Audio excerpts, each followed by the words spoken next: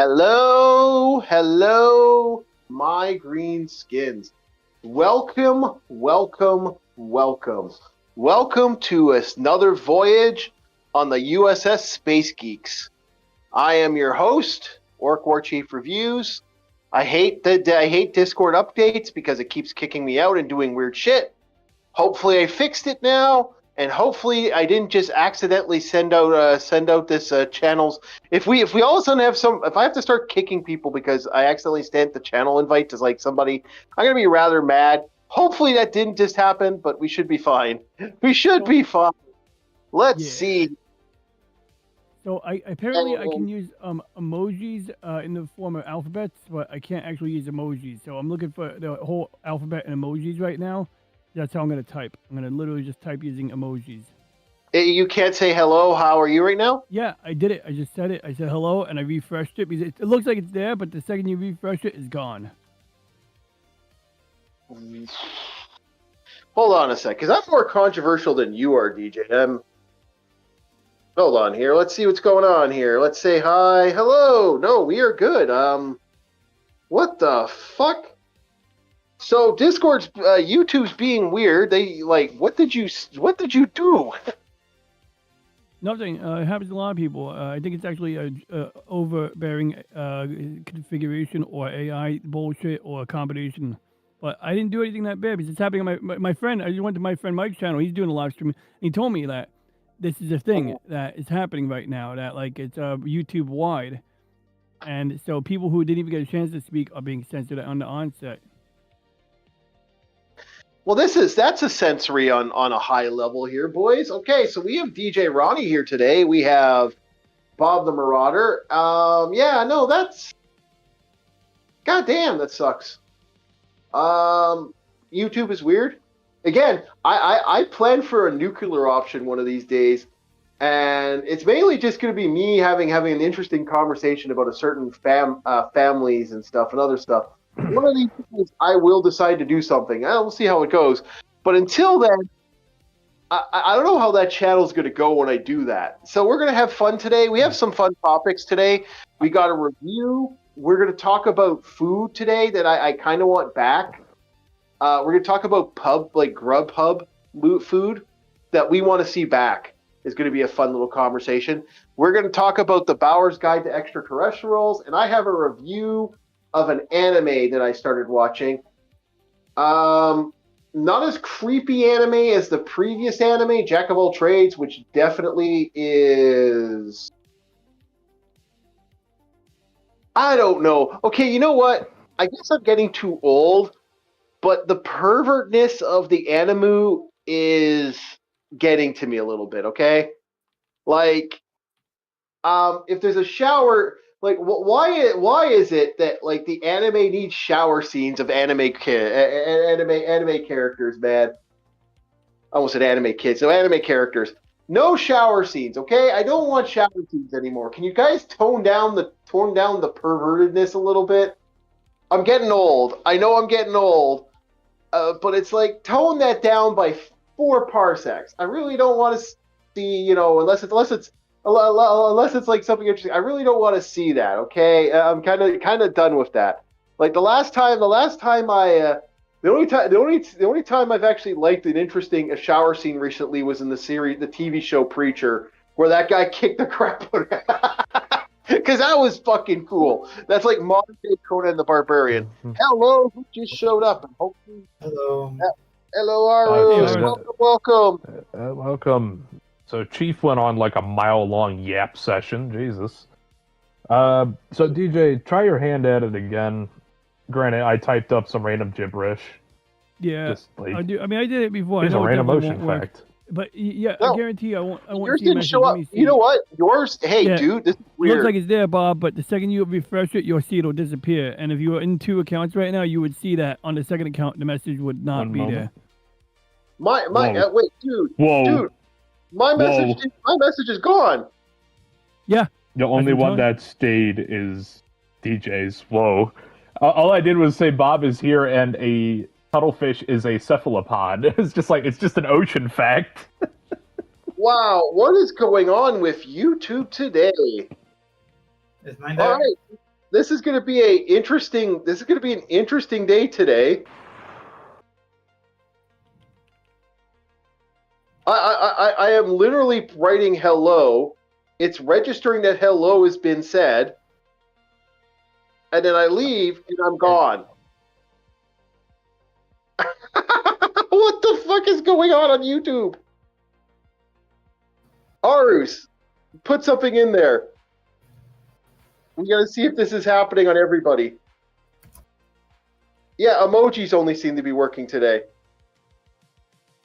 Well, this is going to be interesting. I'm not going to be able to see anyone's chat because the chat isn't going to fucking work. I'll be honest with you, man. What we're gonna have to do is we're gonna have to like open the books of ancient Egypt and start typing up in fucking hieroglyphs. I'm asking ChatGPT Well, to convert to emojis. Okay, wait. There's a way for Discord. There's a way for OBS to look at chat. How do you do that? Usually I just do window capture and I crop it. Put a text box in your OBS. There should Okay, be so I want- like a text box. So I'm looking for text. Okay, create text.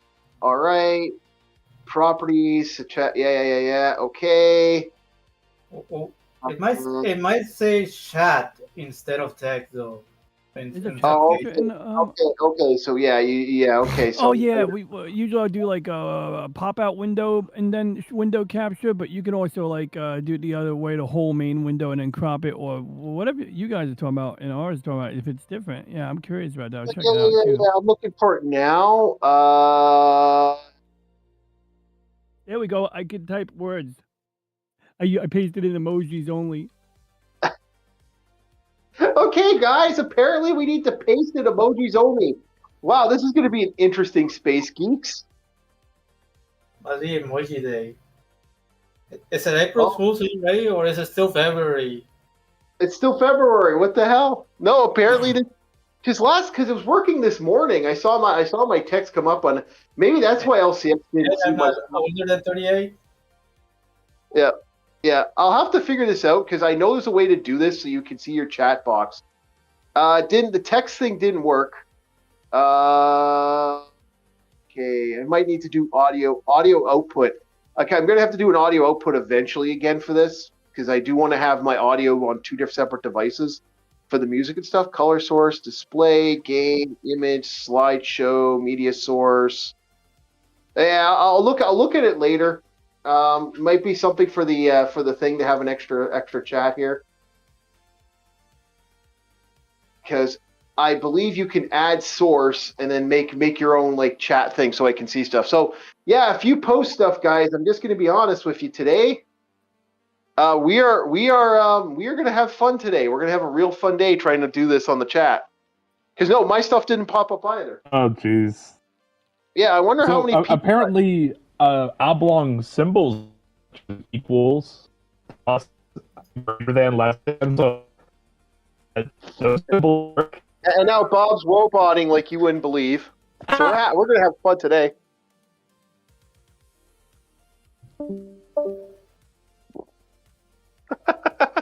This is going to be a fun day today.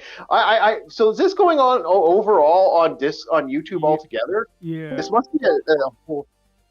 This must be a whole server thing going on. What a lovely train wreck we are currently having. Oh, this is going to be fun today. I feel bad for everyone that has to deal with this. Oh, Lord. Okay, so today let's first start off our first conversation. Grubhub food. Food that you want to see come back that was originally part of pubs and restaurants that don't exist anymore. Because to me, burgers and fries and fish and chips and pizza, okay, that's nice and everything, but I want the old stuff. I want some of the more classier food. So, classier food? Like what? Yeah. Like the stuff that existed before. Like, for example, there was I remember going to a restaurant and they had meat pies, for example. Like a little like pub back in the days. You could get meat pies, like hand pies. Like, why not, right? Okay, that's bizarre, but okay. I'm not saying like meat pies in general is bizarre. It's just going to a fast food joint or a pub and getting a meat pie. It's like, I just know that usually it's like a wing joint. Yeah, remember back in the day, like, pubs weren't just like wacky wings and fucking, arcades and, like not everywhere was Hooters, man, back in the day. And Never went to Hooters. I know what Hooters has on the menu, but it's like one of those things where, of all the things my generation did, I never went to Hooters. Dude, Hooters, I'm not going to lie, great wings. Nice tits and ass, too. But great wings. My one waitress was hot. Like, honestly, God. every time I think of Hooters, I always think of that episode of King of the Hill where Dale Gribble was one of the girls. Yeah. I could never unsee that. Dude, usually they don't allow tattoos on the Hooters girls, but this girl had a tattoo, and it was like roses, and it was going all around her like body, like in a way. So it was like wrapping around her like a goddamn like it was a weird Black Dahlia thing going on. It was like this weird creepy like thing wrapping around her, but it was so. All right. It was so cool looking. Yeah, she's kind of the old man's cane is growing. Yeah, she was badass. So any grub food, that pub food that you guys would want to see that's kind of disappeared off the market and you want to see back? Pub food? Like pub, like alcohol, bars, like food that used to serve at bars that actually was decent. Now they don't really do that. You get like maybe a burger and fries if you want. Like whenever I think of a classy bar, I think of like the restaurant Mulligan's in the U.S. It's supposed to be like an Irish pub kind of vibe. Oh, dude, that shit, dude. We need more Mulligans. We need more Irish pubs, man. Fucking best bars in the place, man. Play darts, play chess. You can go there all day and all night, and there's always something going on, man. There's always something fun. Fuck yeah, we need more bars like that. So the bar I used to go to when like the restaurants I used to go, even coffee places. Okay, coffee restaurants, for example, don't do the cool food that they used to do back in the day. Now it's like this Starbucks shit. And Starbucks sucks, okay? Starbucks sucks. I'll fucking double that down. Oh, it's fucking atrocious. It is. It's nothing that shit is 90% sugar, no coffee. Yep. Yeah. It is coffee flavored water. That ain't coffee. Yeah, it's disgusting. It's just disgusting. Like I hate Starbucks. Like, and it's like we used to have regular coffee places in town. We don't have those anymore. Because me and my buddy went to like when I had to do some, they were doing fumigation in the building I was in at the time.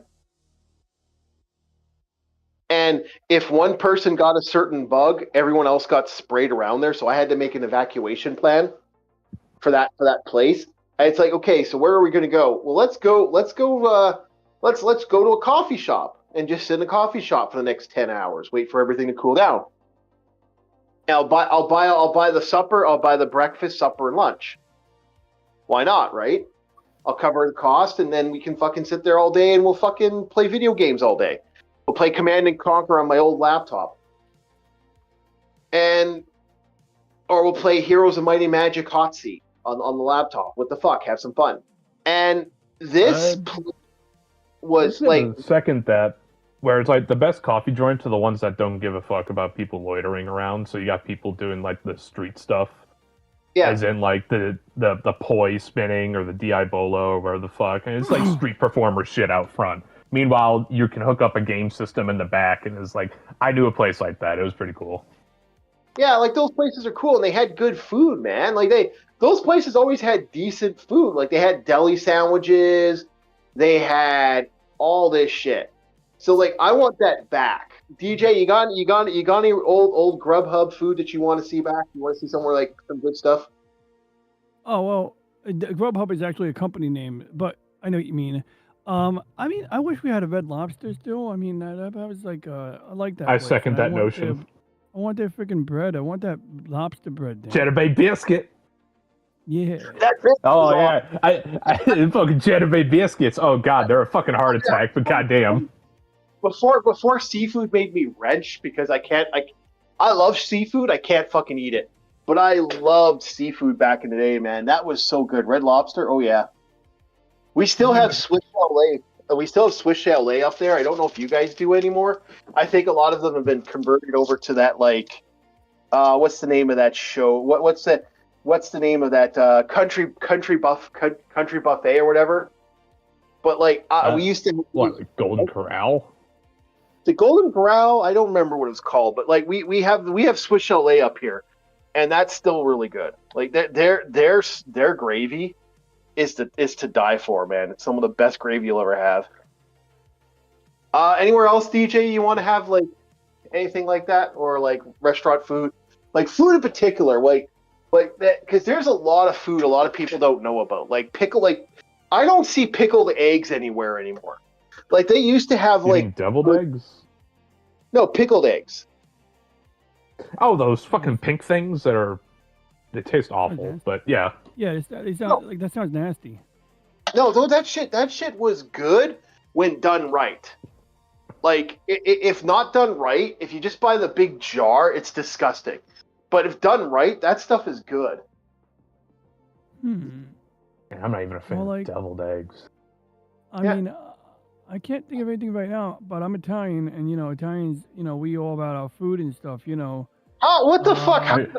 Are you doing the bird hands right now as you're talking?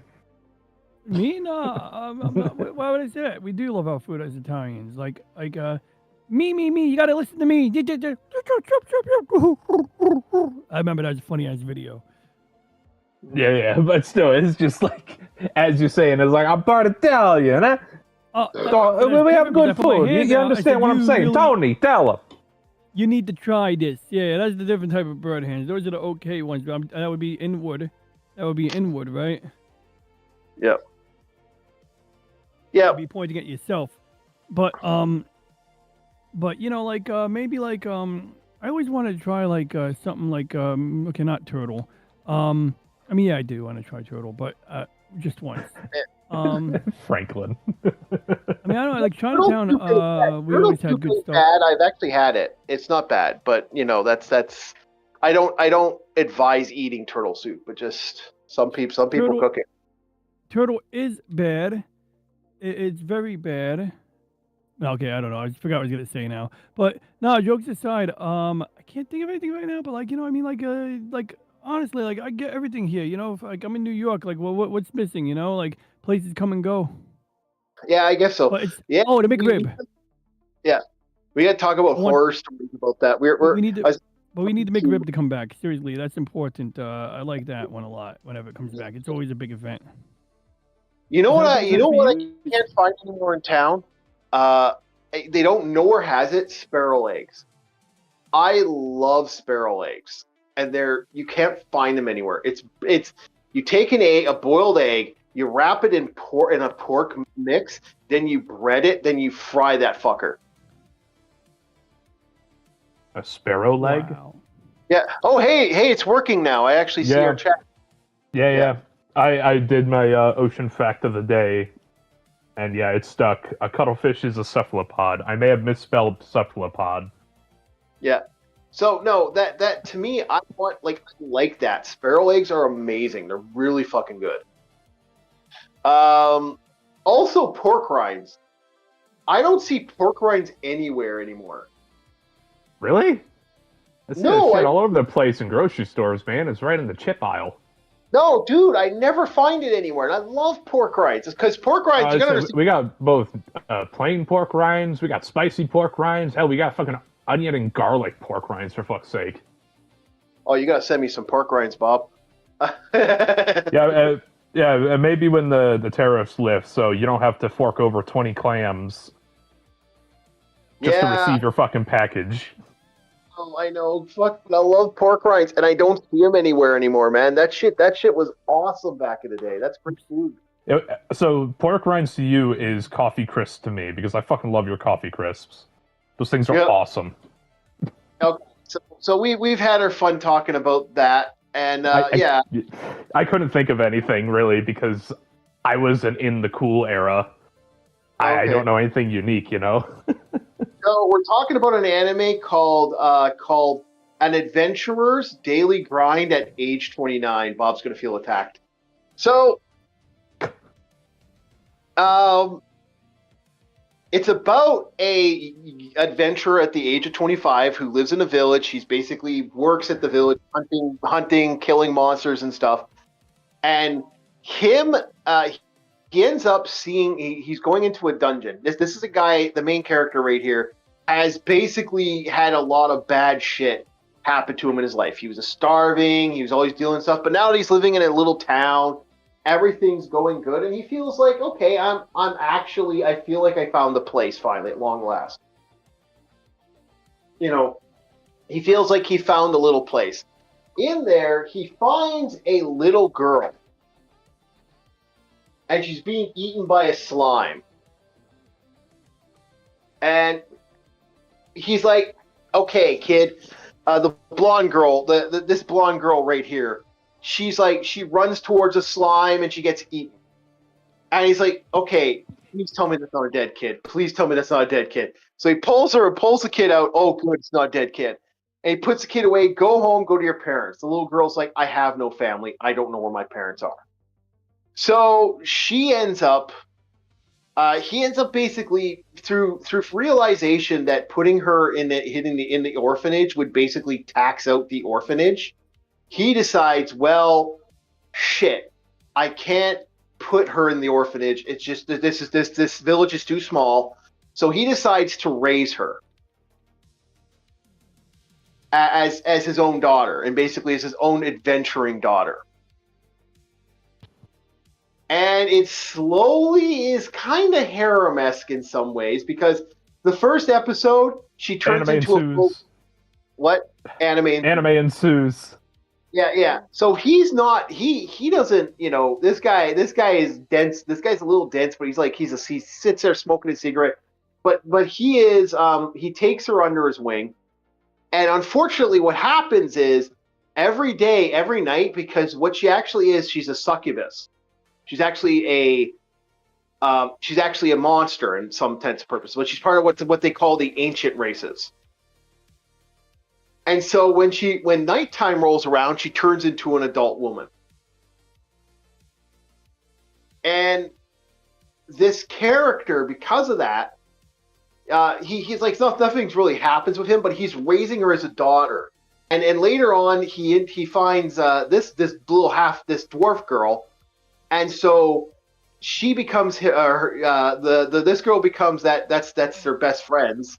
Although she doesn't like the fact that the girl holds and hugs, and like when she's scared, she wraps around him trying to get protection. She don't like that too much. This character now, so these two little adventurers are basically going around fighting slimes, and he's teaching them how to fight. So it's a story about an adventurer trying to teach these kids how to become adventurers, and it's kind of cute. It's kind of cutesy. It's a Judging little. by the art style, is it a slice of life kind of thing? It's sort of a slice of life. It's kind of cutesy, but it's a little over the top in some ways, and it's a little pervy. Because again, she's a succubus, so another succubus wants to take her because he knows a succubus, and they're childhood friends. And another succubus wants to take her. Unfortunately, the succubus is like, well, she doesn't want to be a succubus. She wants to be an adventurer, like him. She wants to be good for him, so she wants to have that thing. And basically, he does have girls kind of following over him. Like there's the elf girl that kind of wants him. There's this it's clear that the maid wants him. Yeah. And then later on, a Medusa wants him.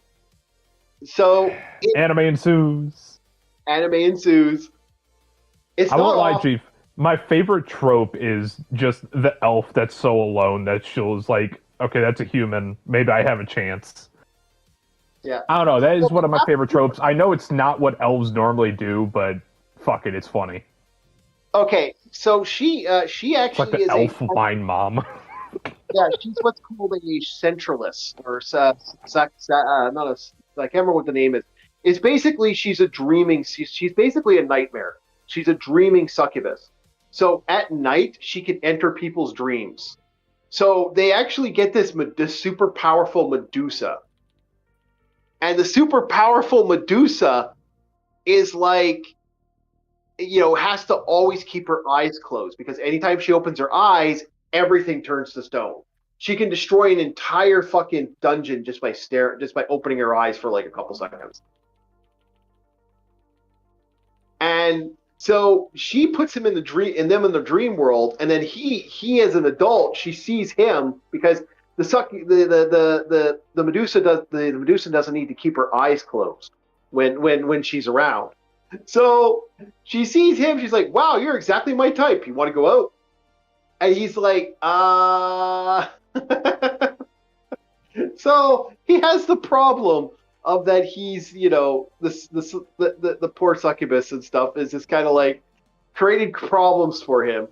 It's not a bad anime, but not a great anime. Now it's time for the main event, boys and girls. Bauer's Guide to Extraterrestrials. This is one of the most coolest books I've ever been able to get my hands on. And dude, that fucking price tag right there, $7.95. Do you know how much it would be to buy the soft cover? By the way, that was the hardcover price. Do you want to know what the soft cover price is nowadays? $4. Like $9. $43. Normally, hardcovers are more expensive. That's the soft cover. The hardcover is $126. But I thought you said you were able to pick this up for like $7. Well, at the time. No, not used. This used to be $7.95 back in the day. This is a very old book. Oh. Yeah. Copyright 1979. This is sci-fi. This is one of the coolest books. When I met Wade Burrow for the first time, I was 18. It's basically this guy, how him and Wayne Burrow created their own little, took all the ancient books from back in the day from up to 1979. Though this book is expensive for a soft cover, you're doing $43. It's $116. And I don't think I think the hardcovers are out of print now, so you can't even get those anymore. So we got some monsters to look at, boys. We're gonna go through.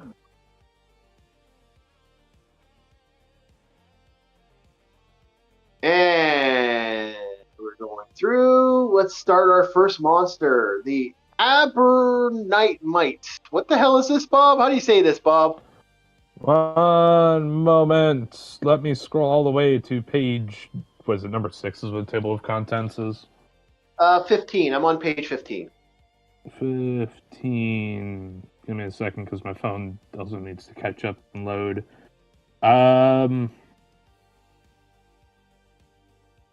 Aboriamanite.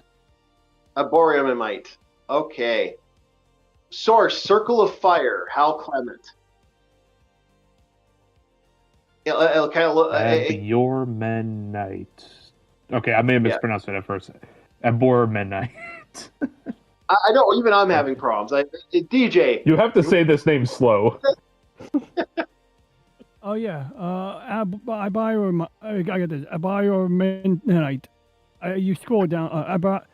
Aboriamanite. Yeah, Aboriamanite. You see what I'm saying? You got to say the name slow. Generally Fuck into this the name. Aboriamanite. Yeah. Tomato, seashores by the seashore. Yeah, this is crazy the way this looks. It's a giant, almost like a giant tentacle. Top view of this creature, and then you see the bottom view. It's literally, you know what it is, guys? That's Hell's Fleshlight. No, anybody played Halo? Anyone played Half-Life?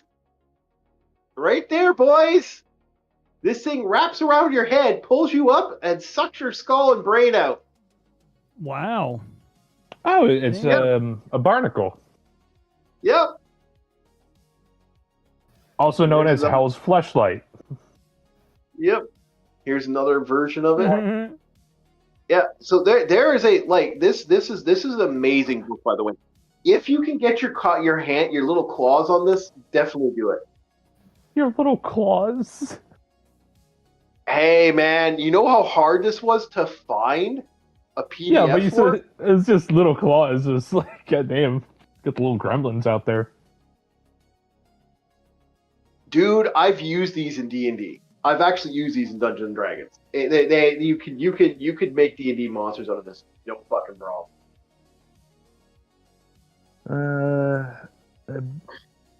Abyorman is the name of the planet. Okay. Yeah.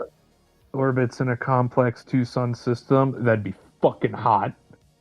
Yep. In a path that brings it near the hot blue dwarf of the pair every 65 years. Oh, so yeah, like I said, fucking hot. This planet's being baked. Yep. Only We're while on the planet is near the blue dwarf are the atmosphere and temperature suitable for the Abyormenites.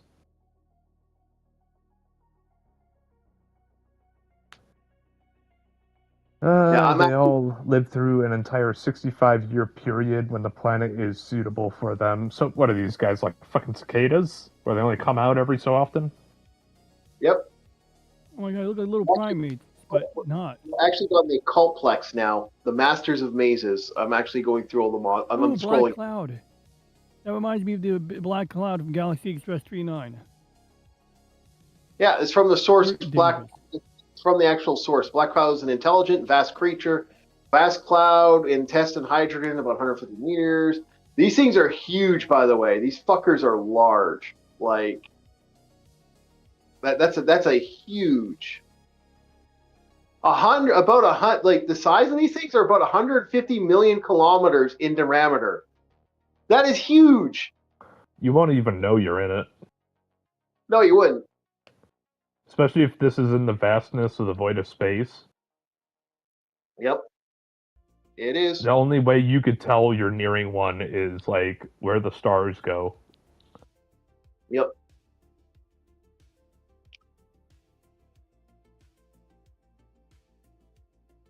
It's a neat idea, but yeah, this is the Black Cloud, and then we're on the Cloplex. What do you like? This is such a unique book that I tell people they have to find this book, like because you'll never find anything like this. Like it's so hard to get your hands on. Does Colplex live on Pluto? Yeah, I think so. Habitat inhabit labyrinth of tunnels and caverns deep in the interior of their homeworld, orbiting Sun Sarnis. Sarnis, Yeah, Cloplex are their egg eight. layers, sectoid ancestors, translucent with visible internal organs. Their hair is stringy and colorless. Pale eyes, have no lashes. Yeah. Is stimulated by eating proteins. Worker breeder, most available protein growing in enormous size. It repeatedly sheds and regrows vestigial carapace on its back. Outside of it living in fucking tunnels, it doesn't say if its home planet is, fucking Pluto or an ice hell. Yeah. I like the scenarios. The hospitalization, the hospital station star surgeon James White.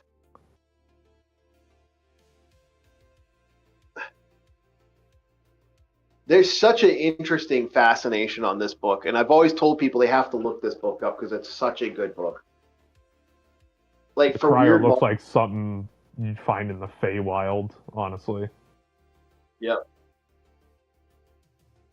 Oh, dude, wait till you see the fucking the Sinrux, man. When you get a look at that fucker.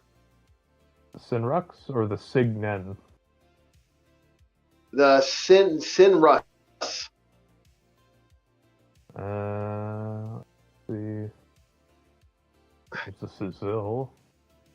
Signostic.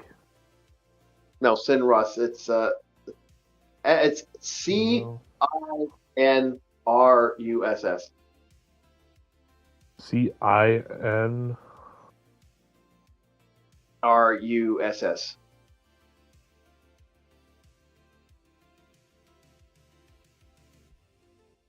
Oh yeah, I looked at that thing. Sorry. Yeah. So what's your thoughts of these creatures? What's your thoughts of this book, DJ? And I mean, they're do all pretty cool. Right off the bat, reminds me of the cloud. Reminded me of the one from actually I mixed it up. It was Space 1999, where the moon flew through a large mass, and at the end of the episode, the moral was we just killed a species, and they were like, okay, let's move on. And like they didn't really stop to philosophically consider what they did. Yeah. Well, that's the thing about a lot of this. It's like weird creatures that exist, like that were in sci-fi, and to actually see it drawn back in the day is kind It's of like this unique. It's like an insectoid. It's got a bit of a humanoid thing going on, but it's not. And like the Yep. design of that insectoid thing is so bizarre. It's like it's got like what looks like a humanoid body on top of Mhm. clearly an insectoid abdomen. It's like just two different things going on, or thorax, whatever they call it. It's like two different things going on. And why not? Why not? When you have weird environments, why wouldn't evolution take you down that path? Yeah, exactly. And this is why this is why I sent this to you because I knew you'd like it. And I was like, yeah, oh damn, like dude, if you can get a copy of this, like you're lucky. Where you're at, DJ, you're in an area where they have a lot of bookstores. Probably you'll find this for dirt cheap. Are you saying if I ever see something that you might like, I should give you like a message on Discord or something and find out? Or if I'm gonna go to You the ever hit a comic book? store in Manhattan, I should You give ever, you a you call ever hit a beforehand, let bookstore? you know I'm going. You see this book? You see the book, The Extraterrestrial, and the book on fantasy creatures? You give me a fucking heads up right away. I'll figure out a way to send you that money. Yeah. Next time I go on a venture, I'll let you know. Yeah. Expedition. Yeah. I like the fact that like this creature is the citer is basically a tree of life with a little magical life cube right there. Like that's what this is. Like how inventive is this shit? This is why I'm telling you, we got a generation that doesn't know how to dream, man. A citer? Yeah, a citer. Yeah, citer. It's the giant twig creature. Ooh, crystalline entity almost. Yeah. I see a crier. Crier. Okay, crier. I apologize. Oh my god, you illiterate fuck. I am an illiterate fuck. Oh, these kids don't know how to dream. Well, apparently they don't know how to fucking read. Mm-hmm. I'm not supposed to read. I'm not supposed to know how to read. I can dream. Why do I need to read when I can dream? I can make amazing. My generation can make amazing things like this. Your generation created the floss dance. And Tide Pod eating. But I guess it's better than inventing credit card debt. That was the boomer generation. I don't see a difference from my standpoint.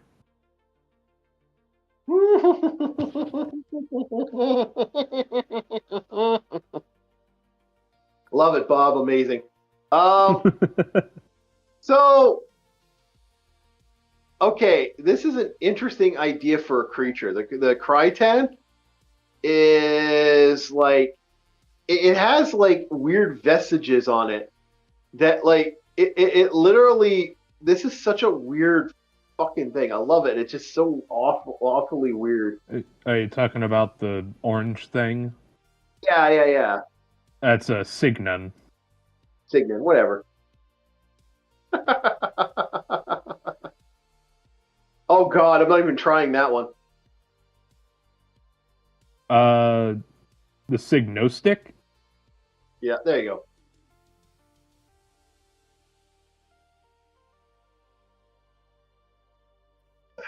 Look at how Part mechanical? I know, right? Like, what the hell? If you want to read if you want to go into the physical characteristics, you're welcome to it, Bob. Like, Signostic, face and body of mahogany color that grades a metallic gray tone of its limbs. Parallel nose ridges end in a single nostril above jointed mouth parts. One moment. During religious observances, the frontal pupils narrow to tiny pinpoints, almost disappearing.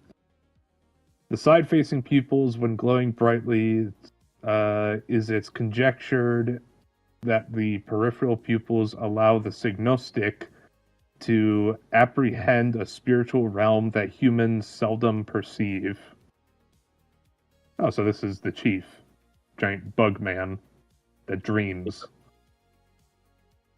Yep. Yep. So it doesn't have anything metal about it. It just is shiny. It's shiny, but look at how weird this looks. By the way, the illustrations are fucking amazing. I always hear people say that acid helped create a lot of this stuff, and I'm like, no, I think creative people are already creative.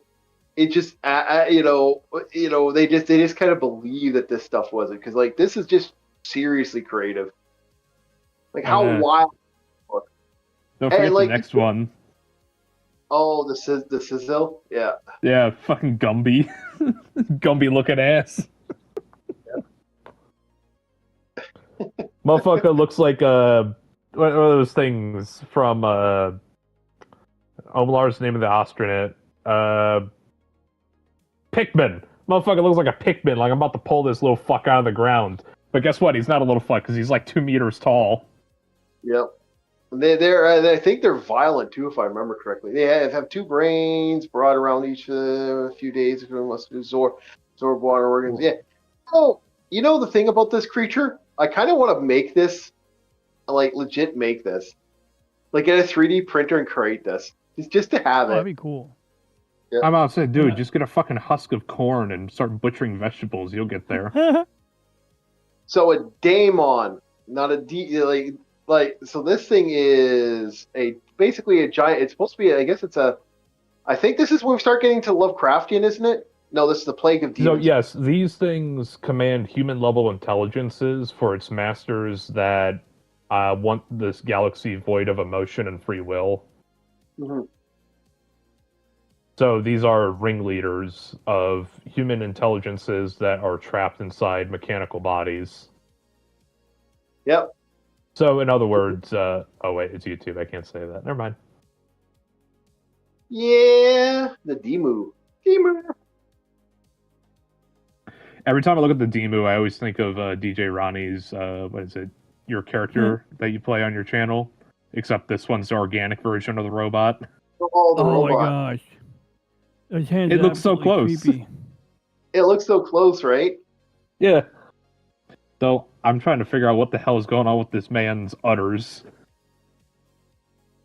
Yeah. A bug man with udders. Oh yeah, that looks like Reggie there. Now I see it. I was looking at the previous guy, a little confused, but yeah, I see it. Oh god. That's Reggie. Yeah. Space Reggie. That's organic Reggie. Maybe those are his belly buttons. Maybe like their umbilical cord connections for like air, water, blood, piss. 1.8 meters tall. Yeah. They have hard chitinous exoskeletons that soften at joints. Oh, so they're a giant walking crab. Sounds delicious. To permit movement, Demo head has deep set eyes. And a vagina on top. Sexual organs are a number of small depressions and protrusions set in a 10 centimeter wide band running up the center of the abdomen. Demu are hermaphroditic, all individuals being able to produce both eggs and sperm. Yep. So they have both inlets and outlets on their abdomen. Even closer to robots. Yeah, the next is the Dex ran.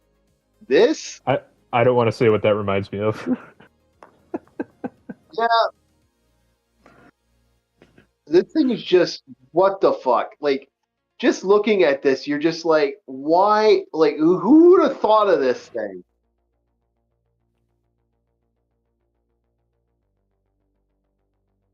Their plant intelligence. Yeah. 50 centimeter long, tipped at the opening of its 3 meter central sphere. So 3 meters across for the sphere. Okay. Yep.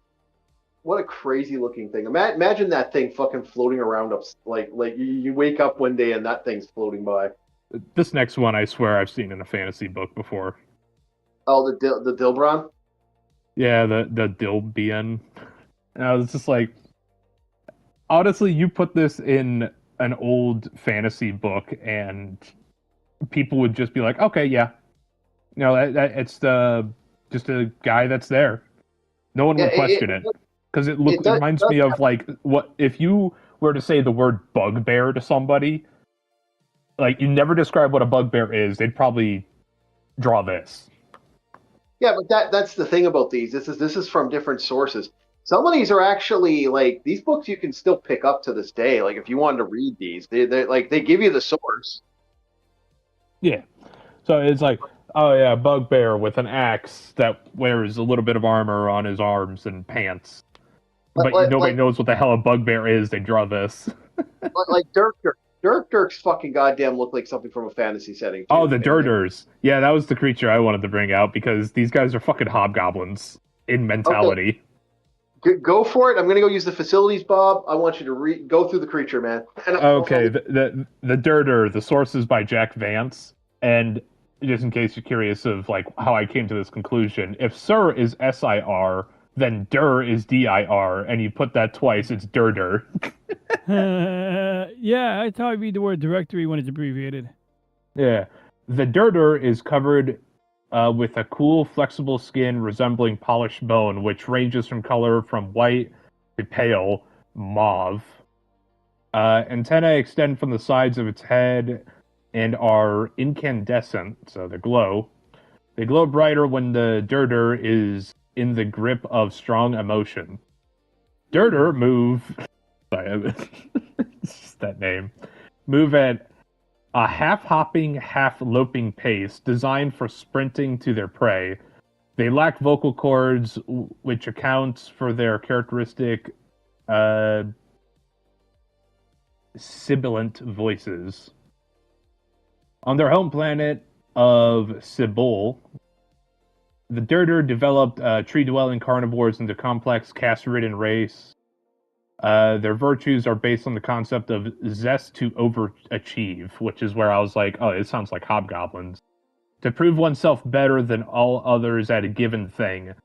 The Dirter have never denied their origins as beasts of prey, and indeed believe they must give vent to their bloodlust regularly, killing with only tooth and claws. Although they are fierce and savage race, their children are little better than wild beasts. There is a strong instinct for cooperation among individuals aided by this trait. They have developed a spacefaring culture and have left their home planet, basically. Reproduction, it is known that 12 different types of sexual organs exist in Dirter males and 14 types in females. If you ask me, I don't know how these creatures fucking evolved because that is just way too many fucking piece parts to be moving around, especially through evolution. Yeah. Each type is compatible with one or more types of the opposite gender. Each type has certain traditional cultural attributes, while the Dirter's basic gender is obvious from the being's skin color and body size. Its exact type of sexual organs is a Dirter's most closely guarded secret. Well, yeah, it's kind of the same with people to an extent. It's like, yeah, don't show you winky. No outsider has ever learned the complex social conventions that surround and restrict Dirter reproduction. Yeah, whenever I looked at these guys, they're like avian-esque hobgoblins with glowing antenna. And it was just that concept of trying to overachieve and look better than the other. Yeah, like this legitimately could be a like D&D monster right here. I'm surprised it's not in the space setting. It could be in Spelljammer. You could put this in Spelljammer, no fucking problem, and no one would bat an eye if you put this in Spelljammer. Legitimately, especially with how well detailed and how their culture and all that is. It's like, it just fits. Yep. These guys aren't necessarily bad guys. They could also be like kind of a neutral race. Yep. So this is the Garshi, unless DJ has a monster that he found that he wants to talk about. Did you find some? Did you find something in this book, DJ? Was there anything that you wanted to have a conversation about? Oh, My shoulder. well, I mean, great book. I was actually just watching a Sergeant Major get catfished and yelling at his peoples. But no, you did send me this book, and it's I do have this, and I just want to see if anything jumped out. But I was going to send you a picture of a species that looks pretty nasty. I wanted to see if it was in this book. I don't think it is though. The Taurans from the Forever War. But if we're still running through the book, I don't want to send it to you. One second. I'll go to the Apex and see if it's in there. Yeah, I'm doing the Yeah, same thing. Taurans. Hold Like on. the World of Warcraft Minotaur race, the Taurans. Oh, those are the Tau. Yeah, but I know what you're talking about. Tarrant. There's a Tarrant on page 100. Well, let's see. It's not the same, but let's see if it looks the same. That's a Thrent. There's a Tran. There's a Tript, and then there's a Tyrian, but no Tauran. Okay, we'll try page 100. We'll see what. Yeah, see what a Thrent is. Oh, good. I found the book. Okay, good. I got it right here. God damn, the Thing. Oh God, it has the Thing from John Carpenter's the Who Goes There. By oh wow, it actually has the actual monster, the Thing. Okay, the Trent. Thrent. All right, DJ, is this what you were talking about? Let's see. It's on screen. Man, look at them feet. Well, no, I wasn't talking about the Thing. No, go. Let me start scrolling down. Give a sec. Give a sec. Although I am going to go to the Thing because that was the one I picked. Because yes, it's the Thing. It's like one of my favorite creatures. Is this it? You know something? It's got a resemblance there. I'm gonna send a picture or a link to a picture. I got whatever. Well, we don't have to look at it right now, but I got I can get a picture or take a picture and send it in Discord. Whatever's easier. Send me the link, and then Bob, can you describe this creature and give the Oh yeah, the Thrent, this crocodile looking dude. Yeah. Okay. Thrent. Again, a lot of this stuff. Before you start, Bob, a lot of this stuff was from like the 70s and 80s, and then like this. I do believe there were other issues of this book, like stuff like this, but this was the most comprehensive. Remember, back in the day, man, if like nowadays, if you were to like try to make an encyclopedia like this, I guarantee you there'd be so much people freaking out because you looked at someone's monster. It would be like, oh, you took that from my book. They'd freak out. Like back then. Oh yeah. Yeah. If anything, it was a high honor. It's like, hey man, thanks for spreading the word and putting my name on there. Yeah, exactly. Then now back then, yeah, but then okay, go ahead. Okay, the Thrent is a 1.25 meter tall and covered with iridescent green scales at the corners of its broad slash-like mouth. They have thick gray tendrils used for holding their food as they eat and manipulating small objects close to their eye. They are carnivorous with needle-sharp metallic teeth. Metallic, goddamn.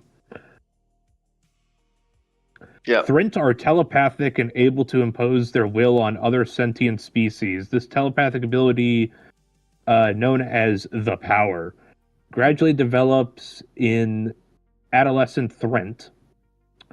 If the power does not manifest itself in a young Thrent, that Thrent is labeled a Tav, P-T-A-V-V, so I'm assuming the P is silent, so Tav, or Tav, and is destroyed or sold into slavery. My God! Holy shit! I don't think that's in here. If this is the Forever War, when did the Forever War come out? Good question. Probably the 80s. Yeah, then probably not. This is right before that. This was a compilation of stuff before that. This is an interesting home planet. The Thrent homeworld, Threntun, T-U-N, is an Earth-like planet similar to slightly smaller and of lower gravity than Terra. But the name Threntun, some people would say Threnton. Mm-hmm. And they even have like an example of how the Thrents use their little tendrils when their mouth is open to move it around. Because I guess these tendrils, they don't have a tongue, so this is how they manipulate food around so you could chew it better. Yeah. That would be really fucking annoying. It was like, okay, at least the tongue is out of the way of the teeth, so, you know, like me, I could flap my gums freely and move things around. But imagine having to open your mouth, have your little fucking whiskers in your face like that, and it's like, okay, no, gotta move it. It's like, dude, that'd be fucking annoying. I would lose my shit so fast. I would hate life. So I am going with my classic. This is my pick for there. Who goes there? John Campbell's thing. The Thing. The Thing is a entity made of protoplasmic cells that can take any form at will. 105 meters tall, rubbery blue flesh.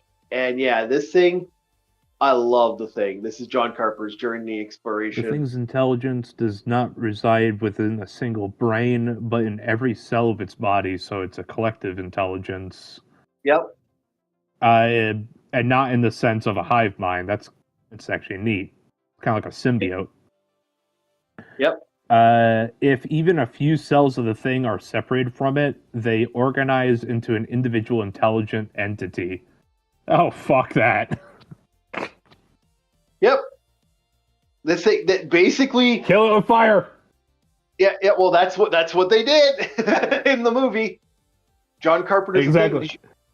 Yeah, I remember The Thing. I watched The Thing. Yeah, that's why I said kill it with fire. That's what makes this thing so dangerous. This thing is a nightmare. One little cell gets into you and it converts your entire body and then regrows its intelligence from that. In theory, it can multiply doing that. Yeah, and dude, all it takes is a cut on its finger. It can create more versions of itself over and over and over again. Can you say extinction level event if one of these things got out in real life? After what happened in 2020, yeah, I think we're cooked. Yeah, we're so dead. But that's why I picked the Thing's my favorite thing, and I love the image of it where it has like the three eyes, the face, and it's like the image of the dog slowly turning into one of the creatures. So yeah, no, we like I said again, the great book. If you really want to get your hands on this book, if you want something from back in the day, this is what. Robert, what's up? You remember the creatures that we had at the circus that the babbler led around, like the 3-armed, 3-legged, 2-headed guy? Yeah. They have one, if you scroll down a little bit, called a triped. It's similar. Yes, I was like, God damn it, it's him. It's that thing. Do you want to explain the triped? You're welcome to it. Yeah, sure. Source is from Golden Rule Damon Knight.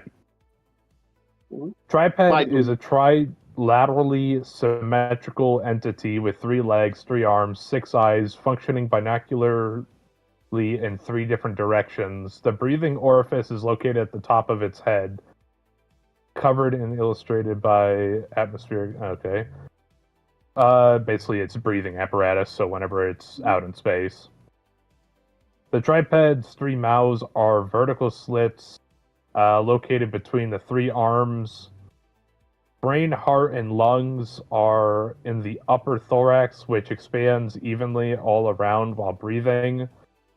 Yeah. The gracefully curving spines around the neck stiffen with fear, trembling and relaxing as the entity becomes less afraid. The triped is telepathic, able to broadcast its emotions. It has no vocal cords. Wow. This thing is... Wow. Yeah, exactly. Triped lives on a planet that orbits a star in the Terran constellation of Aquarius. Nothing more is known about their homeworld. Yep. So, the trilateral or quadrilateral symmetry. Yeah. Trilateral. Yeah, so this is the Trieth. I love this thing because of how massive it is. Like, this is huge. I remember, if that's the right monster. Mantles, 2 muscular siphons. I'm actually trying to look for a measurement here. Yeah. Torpedo-like set. Okay, the triene. The triene is a torpedo-like entity with luminescence, maintains the catches, very vibrant, target controls. How big is this thing? This thing is huge, if I remember correctly. Sense of light, color, sound.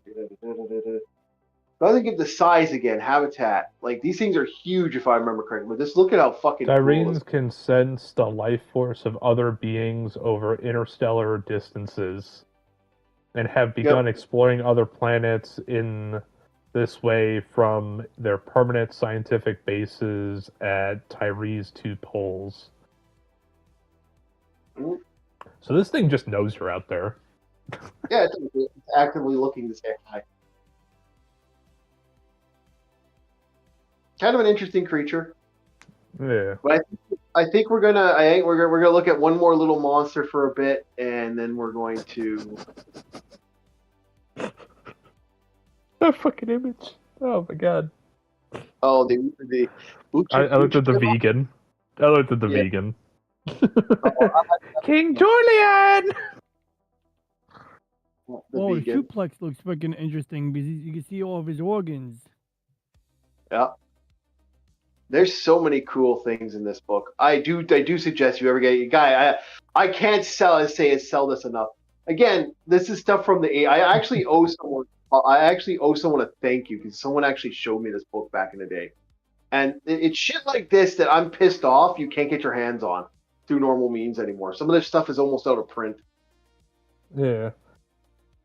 Sorry, just looking at the vegan, all I could think of is the fucking lemurs from Madagascar. Yeah. King Julian! Oh my god.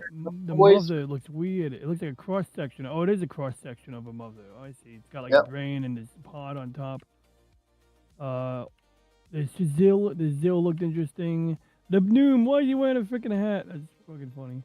Well, I guess the puppeteer. Puppeteer. Go to puppeteer. Well, you don't have to. I can tell you about the puppeteer. Oh my god. Okay, the puppeteer is interesting. So these are Pearson's puppeteers from Larry Niven's. Give me the page number there, DJ. Give me the page number.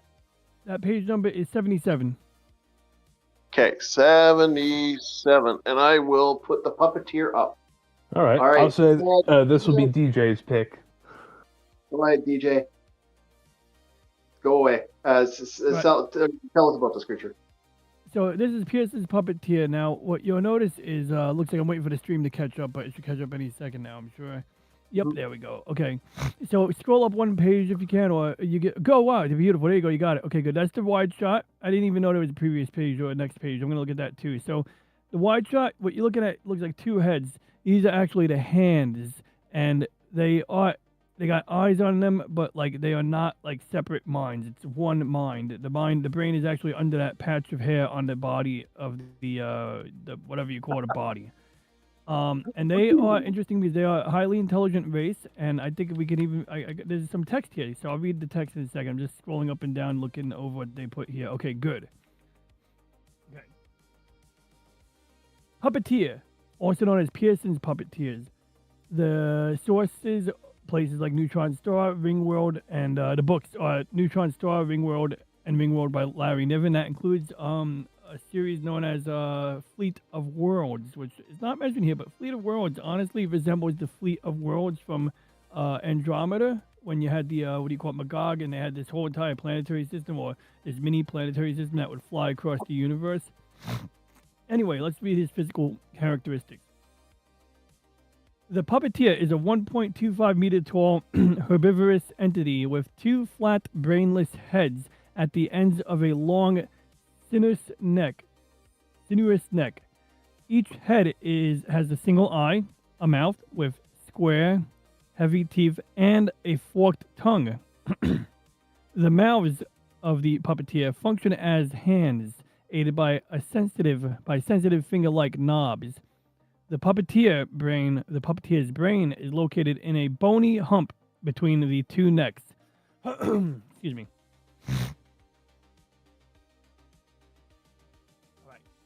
Move it along here. let me just, I lost my, here we are. Got it, okay. The bony hump between the two necks. The hump is covered with a thick mane, I don't know why I saw M in there, of hair, which ranges in color from golden to dark brown. The rest of its graceful body is covered with suede-like creamy white skin. The puppeteer's remarkable brain enables it to carry two conversations at once, using the two heads independently. Its speaking voice is usually contralto, but when singing, a puppeteer can produce a full orchestral sound. Habitat. The location of the puppeteer's home planet is one of the most closely guarded secrets in the universe, and I'll tell you why in a little bit. Culture. The puppeteers are very old species and have had highly developed technological civilizations for millions of years. Mm-hmm. Started to clear my throat and nose and everything at once. Anyway, they are an extraordinary cowardly. Yep, they are an extraordinarily cowardly race, and that's why we don't know where their world is. They will go to any extent to avoid physical danger. This characteristic, coupled with their high level of intelligence, has enabled them to develop the safest and most reliable devices in the universe. And it's true. So, for example, the General Products hull that they use on the ships in the book have this like neutrons. They're made of neutronium. They're transparent. They're super strong, and oftentimes components are mounted to the outside. So when the ship crashes, everything else gets damaged, but the stuff on the inside is relatively safe. Although in later designs they make a spherical ship. Moving along here, let me just make sure I lose my train of thought. I lost my line. Here we go. Most of their contact with other intelligent beings is through the General Products Company, a puppeteer-owned concern that manufactures and sells completely indestructible spaceship hulls, see, as well as life support equipment for interstellar travel. The puppeteers are known throughout the universe as shrewd businessmen whose favorite method of negotiating is through blackmail. And yeah, so I gave you guys a little bit more detail, and then this thing went on to explain it too. So yeah, this book is well done. They put all the right details in here. Oh yeah, no, the book is phenomenal. Yeah, it's phenomenal. I mean, like the guy, like he called it. I didn't even have to give you that additional info, but I think it's nice to have a little more context. But I thought they weren't even going to include as much context as they did. So well done. So in the diagrams here, we see the mouths of the puppeteer function as hands. And so if we go to the page I was just reading, there's two pictures on there. I think that's on the next page. Yep, I've scrolled up now. Okay, good. I'm waiting for the stream to catch up so everyone's on the same page as my beautiful voice. Oh wait, they would already be on the same page as my beautiful voice because you're already on that page. Okay, anyway, the first picture of the two you guys see on this page here are the mouths of the puppeteer, which function as hands. The knobs illustrated are its fingers. Interesting. That's the bottom of the mouth, I guess. Yep. Then you'll see this other pose where they're curled up in a fetal position right under the hands. It says, when frightened, a puppeteer curls up into a little ball, and they will sometimes go into a catatonic state for an indeterminate amount of time. And so there's points in the book where this is exactly what happens. So you got this weird, politically shrewd or just generally shrewd species, highly intelligent, highly capable, and yet they have this weird instinct of being like just in utter fear of basically anything. And you can imagine how that's a problem when you're dealing with the Kazin, which are a race of, conquerors, basically, right? So it is that. So I'm going to just scroll down. I see the puppeteers on the next page, and then the characteristics on the third page, and then on the bottom, that's a different species. Okay, so yeah. That's the gist of it there, and and I don't think the Kazin would even be in here because I don't even know how to spell Kazin, but I imagine that the Kazin would not be here because they're not that weird looking, I mean, the Kazin are downright normal looking by comparison. Yeah, I'm looking at the last page. They have an old one. They actually have the legit old one from back in the day, and they have the old Galactic. They have maybe it's in here. You never know. Like I'm looking right now. There's this guy. I'm looking at the various.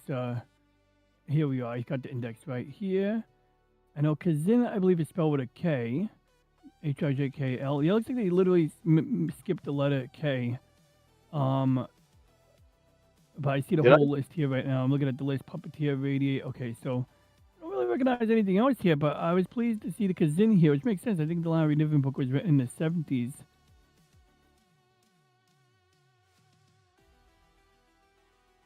So honestly, of the species Yeah. we read about, the Kazin, the Puppeteer are probably one of the more milk toast, one of the more tame and friendly species in the book. I mean, like maybe some of these other species look ugly, but are actually kind and friendly.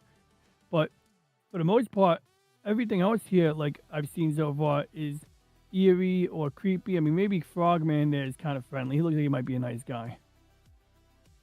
Yeah, but it's funny how, like I said, this book is fascinating because of the very simple fact that something like this even exists. Like, Mhm. Yeah. could you see like nowadays, could you see something like this being made? Like this should be made. I was going Like, to mention you know, something about that. yeah, Nowadays, like if you see a book just like this, my first question is, how much were the Yeah. royalties? exactly, Oh, good point.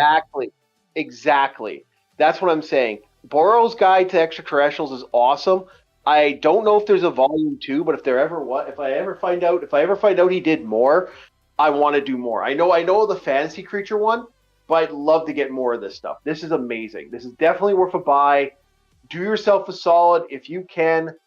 Pick that book up. If you see it somewhere, fucking grab it. It's worth every fucking penny. That thing is amazing. So we may look at other monsters from that book later. We can always look at other stuff from this. You never know. On Space Geeks, you never know what we're gonna do. But tonight we're gonna go to our quick. We don't have lots of time tonight. We actually went a little long. Well, we're gonna go to Dark Rites of Arkham, the demo. We are going to that, boys and girls. Let us open this game up and frickin' go, boys. Go, Inspector. Let's see what happens here. We're going to see if this goes. Demo time, boys. Demo time. Aris, was there any monsters you wanted to see in there? Or Aris, if you want to pick a monster next week, we'll pick a monster. Yeah, give us a monster next week, okay? Can't think of any. Well, if you want, the book, you can find that in the general Discord. Scroll up and you'll see a mega. Grab that megaload, and if you want to pick a monster, I will legitimately do that. If you want to read out a monster or extraterrestrial. All right, let's do this demo, boys. We're getting to a demo tonight, and I'm just turning on the space heater for a little bit so I can get some warmth because I'm a little cold, a little nippy. All right, so let's get the settings. First things, we gotta turn the volume way down so this doesn't eat our so that we can hear us. And let's go. See, this is why Bob was like, "Oh, we're not going to do this game about the Lovecraft stuff." It's like, no, because I'm going to do the demo today. Yeah. Yep. You know what? I'll look in the spell. You know, I was thinking of doing that actually as a joke. I was thinking of doing these spell. I was actually thinking of going into some of the D&D books and actually going into the monsters of the D&D books, because there's some wild monsters in those books. Like you talking about all the old school monsters that 5e just somehow forgot about? Yep. Because the reason I like the Dirters so much is, even if they were in Spelljammer, there's enough there that you could work with, and in theory, you could play one. In theory. You know, it's the hobgoblin mentality mixed in with some other things. Of like, I must be the best. I must outshine this guy to show I'm the best. Yeah. So this game is a point-and-click HP Lovecraft game.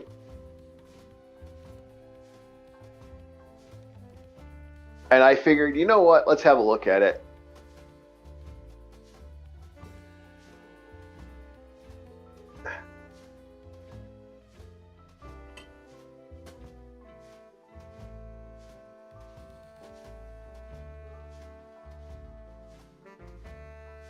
Yeah, I like this. Come on, spare me the lecture and stuff. So let's see what happens here as they open up the 13th. Oh, it's always got to be the 13th goddamn fucking apartment there.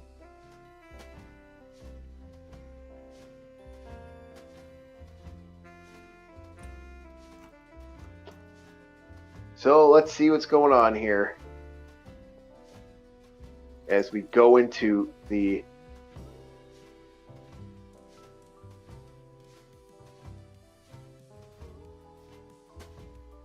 uh-oh.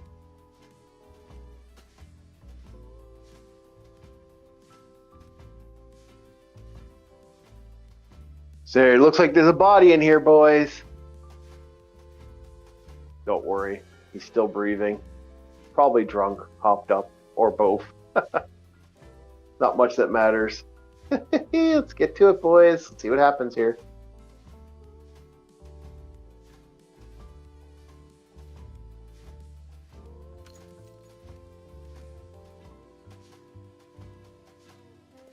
All right, so here we go. We're going to have fun. We have to break into this place. Let's see what the ashtray has to say. Oh, we got a fireman axe. Well, let's just, take the axe.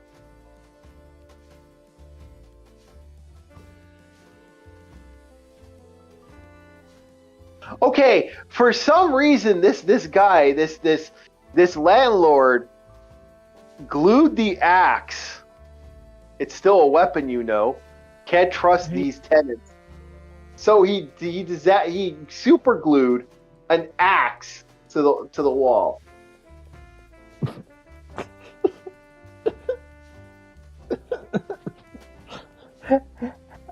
Okay. I say at that point, just don't have the object. Yeah, you might as well just remove it at that point, right? Well,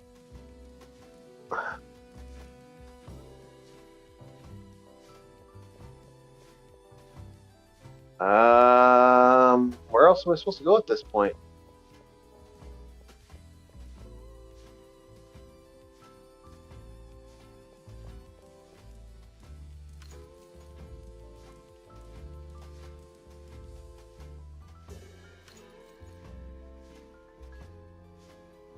Huh. Okay. I for inventory? U, C, J, M, pressing buttons. Pressing buttons on the keyboard now. Trying to find a way to open the door.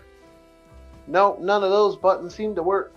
So...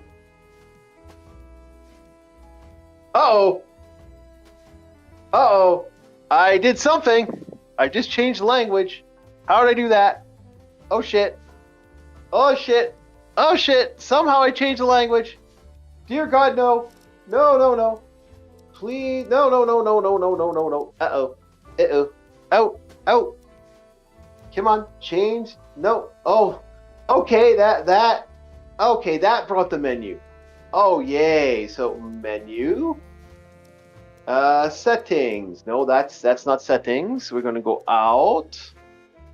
We're gonna go menu because this game had a language option on the buttons, which didn't.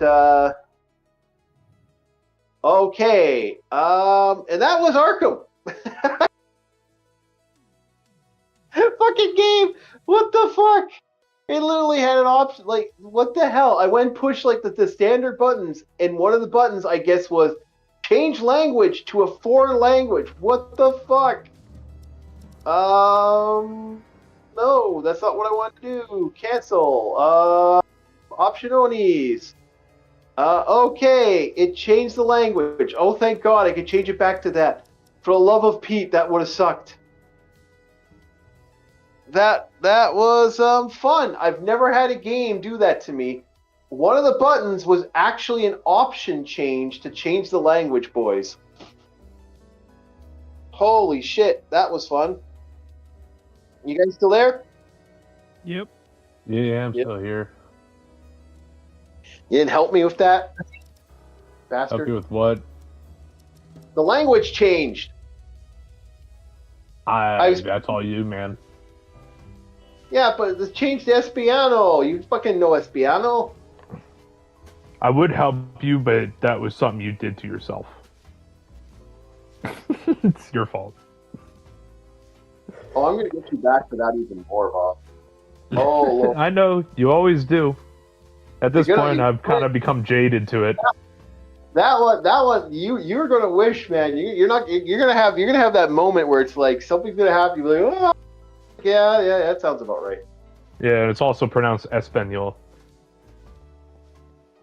Eh, it's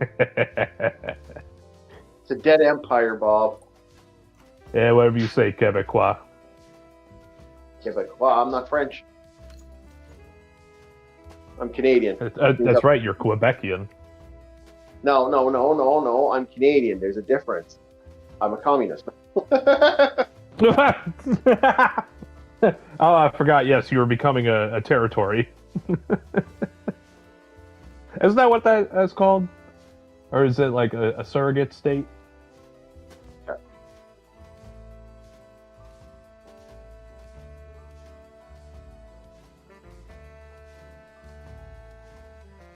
I don't know. Okay, so that to that. It's like how Britain has a lot of ex-colonies. So I'm just gonna keep the lock off. One of those things I wish I could do in Cresol, but I'd required bolt cutters. You give me magic gun, I expect it to work against mundane metal.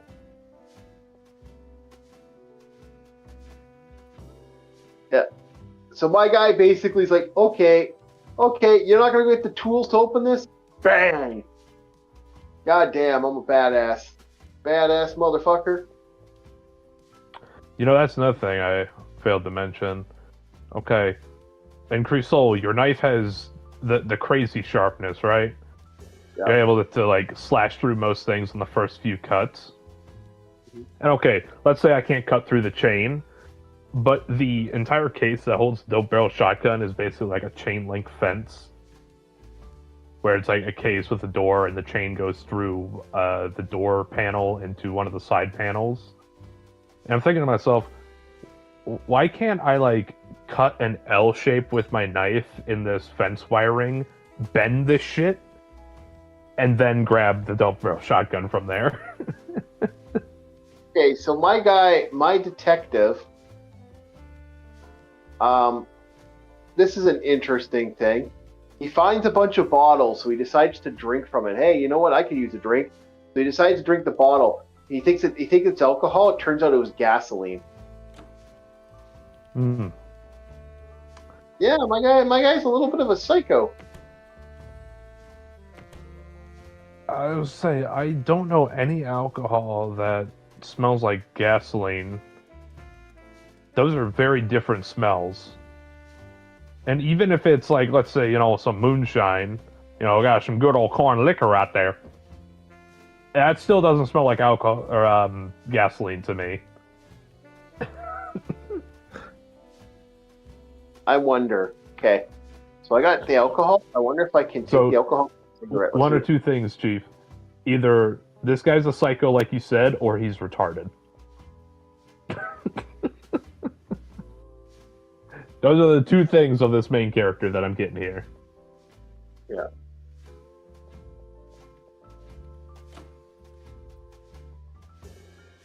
I'm checking the pockets again. No. Okay, so switch.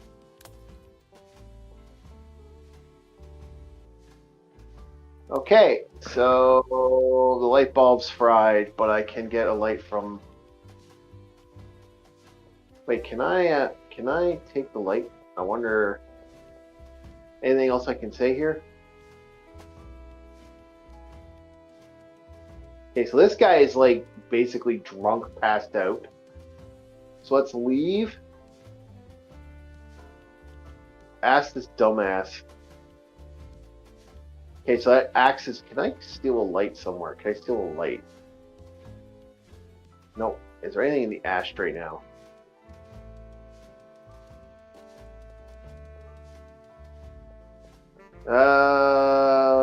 Okay.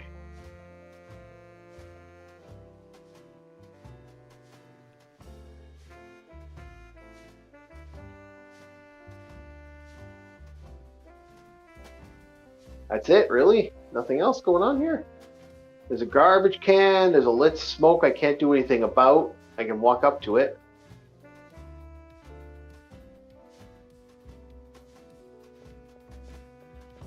Can't walk up to the bed.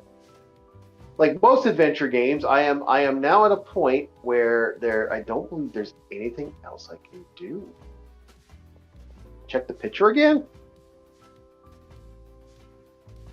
Okay, maybe I can use the alcohol in the pitcher.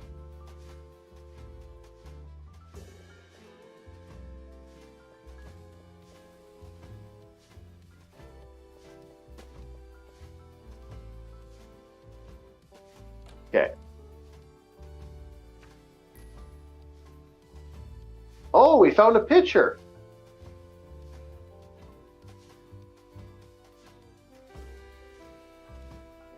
Oh, someone's hanging out with some. It looks like Mayor Bradley, the American morality watchdog, is doing something a little naughty. He's a naughty son of a bitch. Oh, member of the Ku Klux Klan, eh? Okay, well, that's an interesting.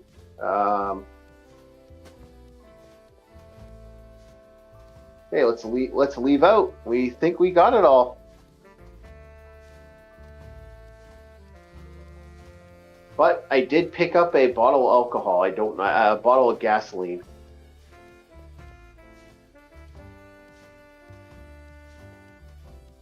Uh-oh. Something's going on.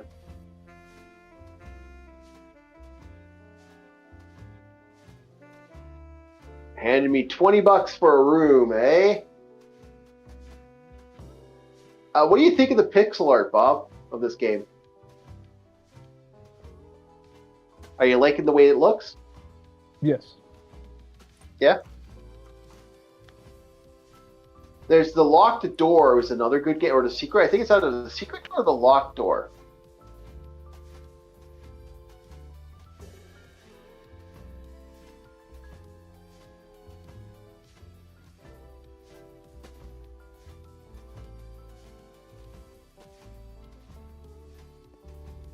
Okay. All right. So then I'm going to take this solution and rub it on the axe, because gasoline. I should examine it first. Okay. The axe is glued. Okay. Yeah. Okay. Now I'm going to take the alcohol, pour it on the axe, making so that you can loosen it. Yeah, the gunk is soaked in gasoline. It should loosen it up. Just give it a shot. Yep, the axe should be able to pull off now. What? How do I speed this up? Well, I guess that's how I speed it up. Well, I now have an axe.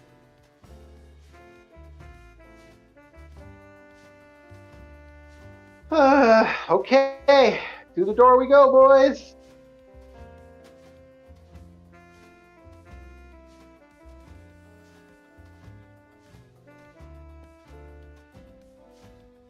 I'm a cop, man, and cop says, I'm going in there. I'm going fucking in there, boys. Oh, God. Woo, we got some gore.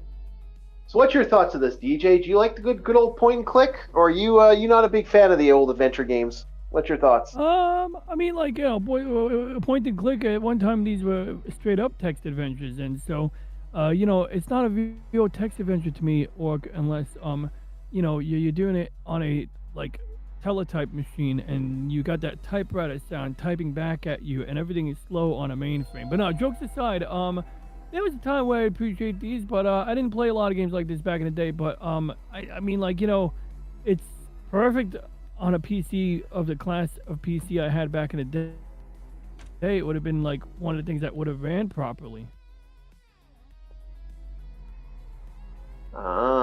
And this is also something I probably would have played in school, because in school it's like you're stuck with whatever games they give you. But this would have been probably some fun. But it was always the smarter friends I knew who played things like Oregon Trail, and I couldn't relate. My wagon wheel would always break, and I would like just give up. Hey man, you survived. You survived the last time we did Oregon Trail. Yeah, a bear had a grudge and came back for blood. I'll be real with you, man. I almost made it. It's like was the last two events. Yep. It was down to the last two before it was the game finished, and I died just before. We gotta do some Death Road to Canada eventually too. Eventually, I wouldn't mind getting that. Oh, okay. We got a map of the city, eh?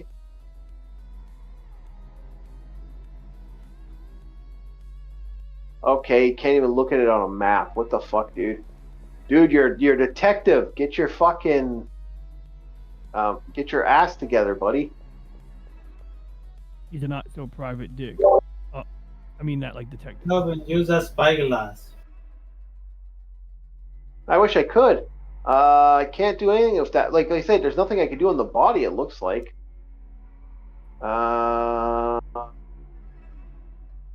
Window. Let's see what the window has for us to say.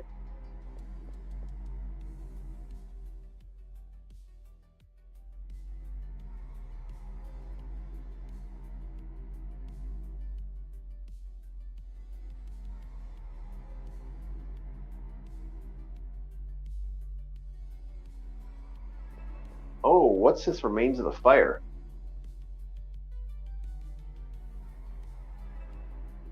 Ooh! Ooh! What the hell? So someone created a ritual. The guy's head exploded, and the other guy burnt up in the flames.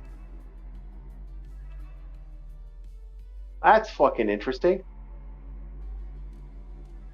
Now remember, I have a loaded gun, and it looks like I could pull out my gun anytime I want, so that's kind of neat. I can't seem to check anything, though, on the body. Like, there's nothing else I can really do here. Nope, I think I've done what I can with the body.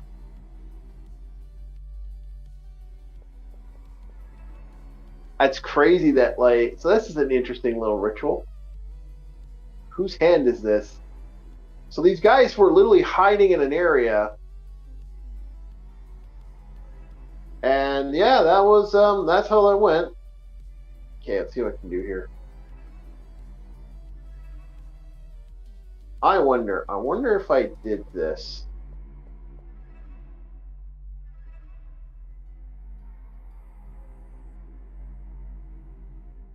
Nope.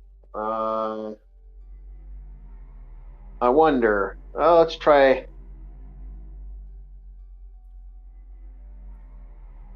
No. Okay. Well, let's exit because I don't think there's anything else I can do here. Well, what else is here, man? Like the drawer. Like I check the other drawers. Nope. The window.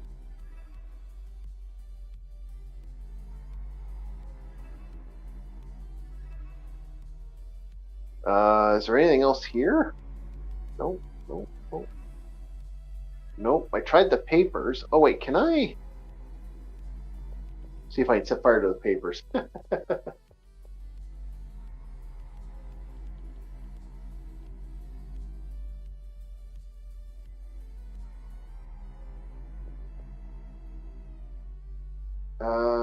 Check the closet again, maybe?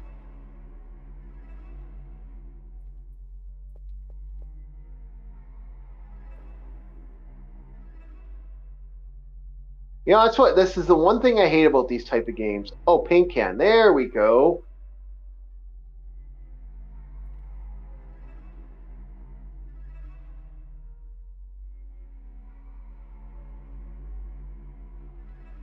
Was that paint? Can I set fire to the paint can? Can I leave now? No. Okay. This is what I love about these point and click games. I'm now stuck. I've looked at everything. I've activated everything. Did I just soft block myself out of nowhere? Did I forget something at the window or something? Like,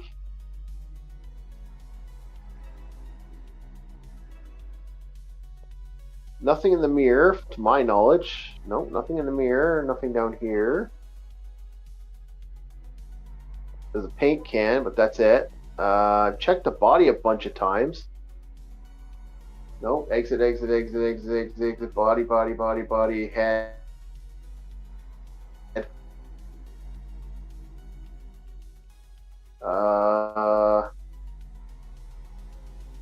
Nope, that's it. It looks like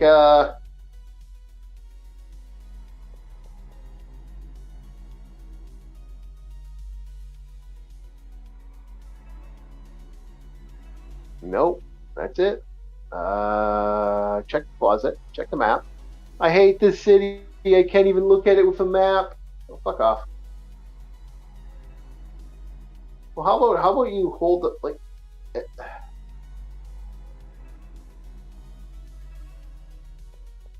Okay, and leave then if there's nothing else here.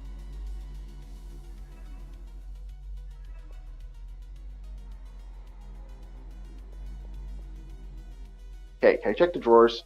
There'll be time later to check the drawers.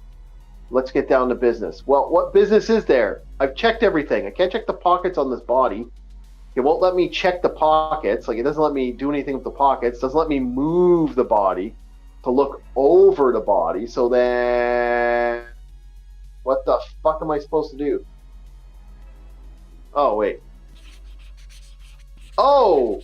It wanted me to draw the corpse marking. Why would my guy do that? Like, you're technically... Okay. First of all, like, if you had a camera, I could see the value of this. Me drawing this corpse without, like, he literally says, I'm not a good artist. So why would you draw this as a detective? You shouldn't want to draw that as a detective. I think that's all I can do. Oh, there we go. Now we can leave. Oh, great! I got another cop that can't handle a corpse. And thanks, buddy. You just fucking, okay, you know what? I do like this game, but I don't like this game. Can I be honest? I'm very happy I didn't spend $30 on this game. I think this will be a very quick and one shot of this. You won't see this game again after this point. Just another night in Arkham.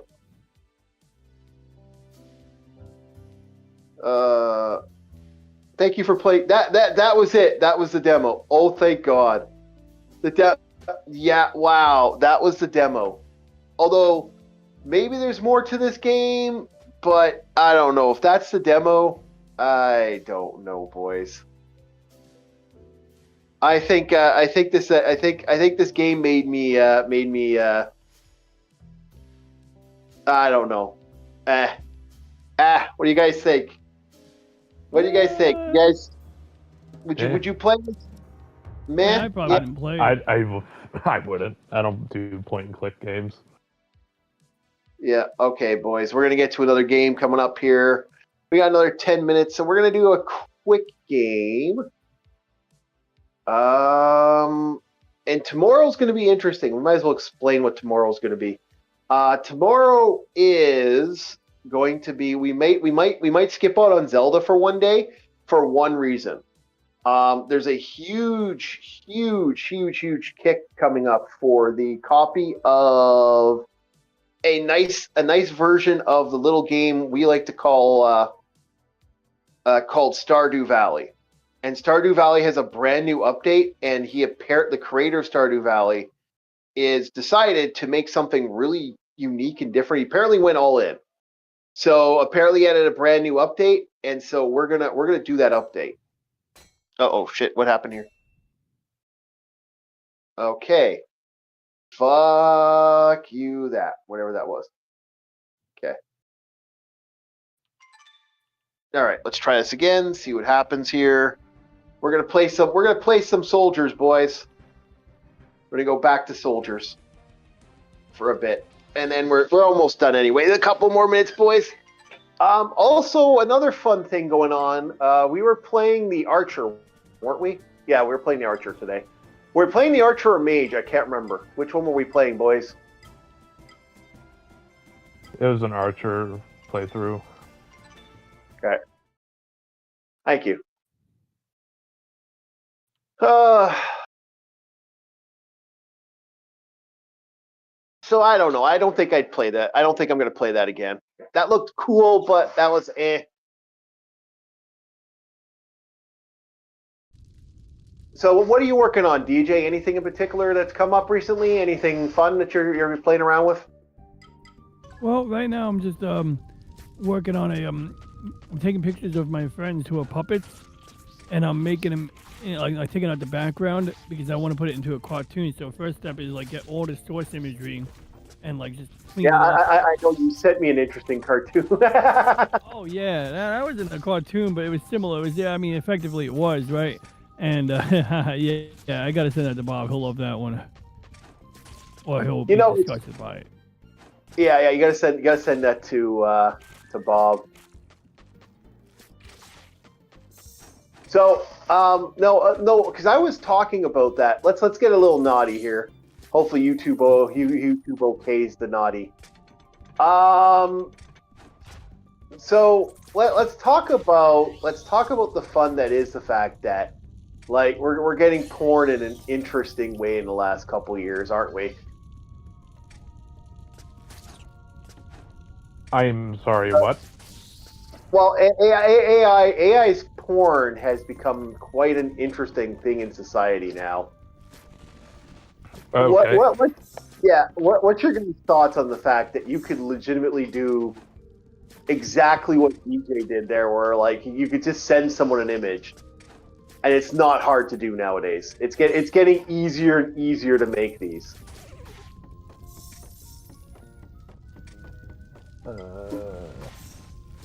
Like in general, what is there really to say? It's just like okay. Okay. I don't know. Is this going to be like some controversy in particular you want to bring up? Because at the end of the day, the way I look at it is porn, a picture is a picture. No, I'm just saying in general. I'm just saying in general for artwork and stuff that's going on for artwork, that AI is being manipulated in a way that we've just never seen before. I'm going to go quickly use the bathroom. Go ahead, DJ. Say what you got to say. I can hear you in the background.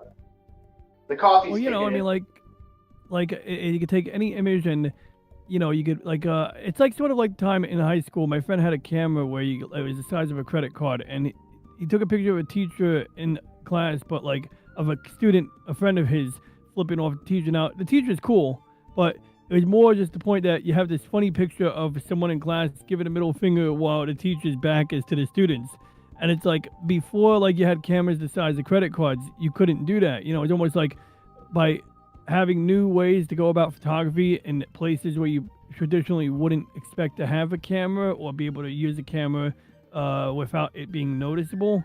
You're empowered to do funny stuff. And now that, not everyone is, when Photoshop was on the scene, we talk about AI, what Orc wants to talk about or mentioned is like that was possible and people did it, and there were controversies, and there was even people who would hack a website and put some crazy picture on a website, but it required Photoshop skill. I remember when I was a kid, I was a teenager, and my friend was puking at an amusement park. Like he got off the ride and he puked, and then like I'm retarded, so I used the clone stamp on his leg, and then like and like it was a really bad Photoshop. Like it was really obvious that it was just a badly done clone stamp, but it was like it was bad. And we've had a picture of a dude online who looked like one of our friends down the block who's a grown up, but like it was this dude like really anyway. So it was just awful, the picture, awful, but it was hilarious. It's like, oh my god, he's getting it in the butt from the guy who looks like the guy down the block. But all jokes aside, no jokes aside at all, actually, because it's just funny shit all around. But the controversy is renewed because now more people than ever before could participate in these types of things. Years ago, you had to know to at least use Photoshop to do it, and someone immature who knows Photoshop was dangerous. But now now more people can be dangerous. Yeah, no, it's actually getting to the point like now someone like Bob can mess with AI and create his AI girlfriend.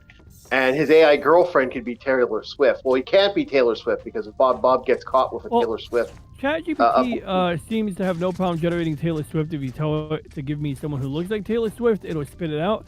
But that said, using these art websites of various types, they if you give them the source imagery, they don't always pick up on who it is, but they will be picky about what they're doing, or how they're dressed or not dressed. But like with local AI generation capabilities, it's like you can push the envelope further. So sometimes I'll generate something locally in low quality, and then I'll feed it to another thing to get it upscaled, and so that it'll be like a workflow where I can only generate the image in super low quality, but I can use tools on my end that might take a couple minutes to run, but they will upscale it to a higher resolution. And generally, it's how a lot of AI art generation works. So not radically different. Just they usually do it in a seamless, transparent flow.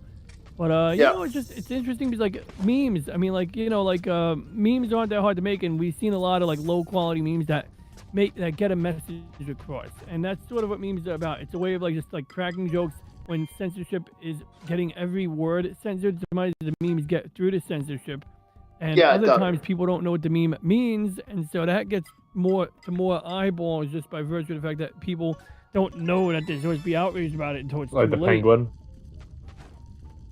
Yeah. What penguin?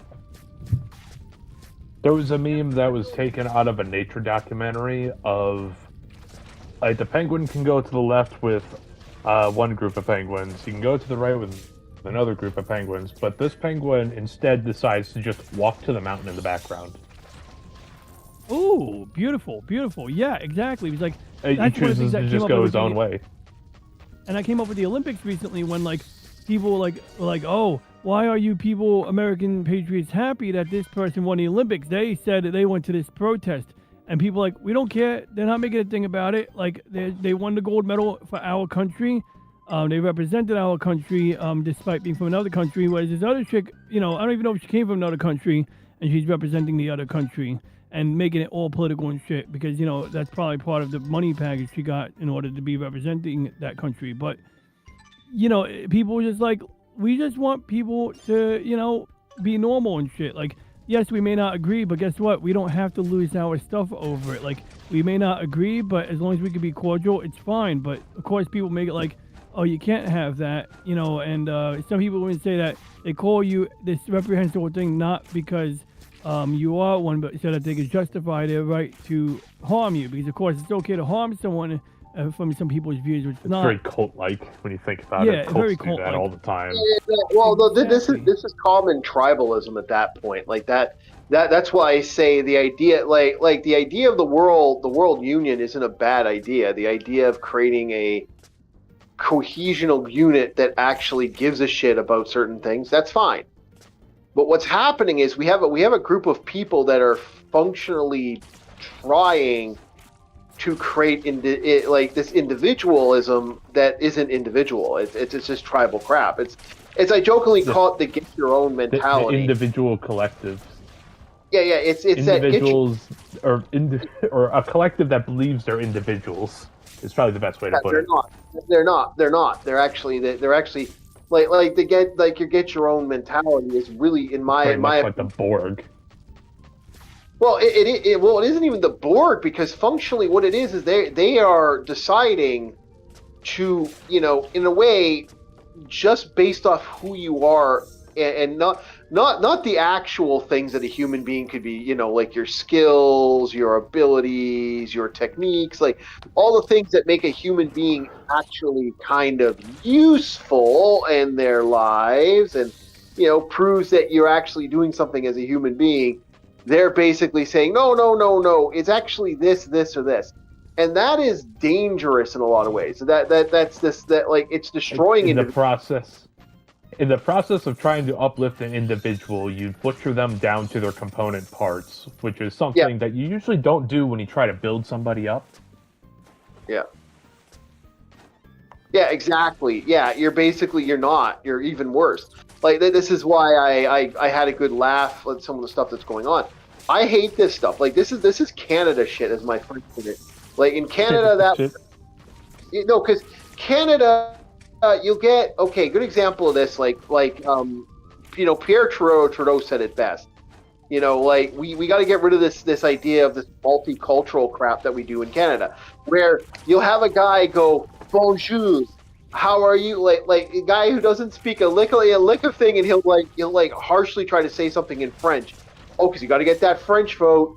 You got to, you got to do this. It's like that mentality is very dangerous in our society, and it creates more of a problem as time goes on. With your country and the way that French is second language on everything and it's mandated, it's kind of commendable because, the French Canadians founded your country, but then where does it stop becomes the question. Yeah, it does. And then you got to ask the question, like, when we're building like the way we're building, it's problematic in some ways. Like, I've even said to people over the years, I've had a good chuckle about that this is something that we're seeing more and more of. And I don't like this, actually, as a person. I'm actually one of those guys who thinks this is really stupid to do this because we're actually not effectively operating on the premise of that person's ideal. Not the individual. By creating this tribal mentality, we are essentially losing our human aspects. Like the thing that this is why I've been arguing with a lot of people over the years over Gene Roddenberry's dream, because Gene Roddenberry's dream was the idea of a utopia where it doesn't matter who the fuck you are. It's how qualified you are. It's how skilled you are. It's what you can give to society. Not what society takes, not what you can take. Get your own mentality. Get your own mentality is basically that. Give me my part. And this is why you got people committing crimes, or someone talked mean to me under a certain way. Okay, I'm going to call the cops on them. Like, most recent one that happened recently was this. This family got this doll from Mardi Gras, and the doll had a bead wrap around its neck, and they went, oh, it's lynching. It's like, no, this is apparently something they were doing for a long time before that. They were just using a way to control the doll, so the doll doesn't a way to make the doll so it's like you can actually so the beads will stay on the doll. They'd wrap it around the thing that keeps it structured. Now, you could have said, at this point, it has come to, I will purposely interpret the most negative possibility, because everyone who has ever heard of Mardi Gras and looked into it slightly knows that having beads is kind of the thing. It's like a pseudo currency sometimes as part of the celebration. The more beads you have, the more money you have. It's part of the celebration. And now that your doll has beads, your doll is wealthy too. Yeah. And then the beads to the doll, for example, like the beads of the doll are supposed to be that's supposed to mean, it's supposed to be a signified thing. And the fact is now it's like, oh, well, no, that's racist. Because the beads were around the doll's neck. And I'm like, well, wait a minute. Don't you put the beads around your neck? I was about to say, did you put beads around your neck normally? Yeah. I mean, that's what the beads are. They're necklaces. I mean, hell yeah. I've gone to a few parties and was, absolutely caked up in the beads before. So much so that I've actually had to put some on my arms because it got a little too heavy. Yep. Those cougars like them, Bob. Well, and it's like sometimes it's like when Amazon had the logo that looked like a mustache, but it was just like a little price tag looking thing or something, and people lost their shit. So then they changed it and it looked even more like that. And it's like, it's the people who are against that thing who noticed it first. And usually, when you're someone with immature sense of humor, like a kid, you'll look at everything and find examples of that just because, you're an immature kid like I was. But, it shows that, maybe the ones who are the thing, the ist, that, are not the ones who don't notice it, but the ones who notice it everywhere. Yeah, and the thing, fact, I said... I can go off of that claim even further. The beautiful irony of the situation is you claim X's dog whistle, but you're the only one that sees it as that. Yeah. And to me, so it's... who's the big bad evil guy in this scenario, But go ahead, Chief. Yeah, but that's what I'm saying. It's you get your own mentality. It's Get your own. We gotta get your own. Gotta get what we got. Gotta get that money. Get that bling. Get that gym. Oh, they did something. Get your own. We can use it as an excuse. Get that money. Get that bling. Get that jing. Chief, Yeah. Chief, do you have any what do you call those things that the government does? They give you like cash or whatever just because you're X, Y, and Z of said blood. You wouldn't happen to have one of those. You wouldn't happen to have one of those over in Canada for Hispanics, would you? Because a free payday wouldn't be bad. I'm trying to lighten the mood, but I'm doing a really bad job at it. You know what, Bob? Not to be saying, but if you were of a certain, like we have a mutual friend that lives in a certain country, and I've outright said to him, if he ever wanted to make money, ever wanted to come to my country and open up a business as a person that would create a station to support his ethnic background.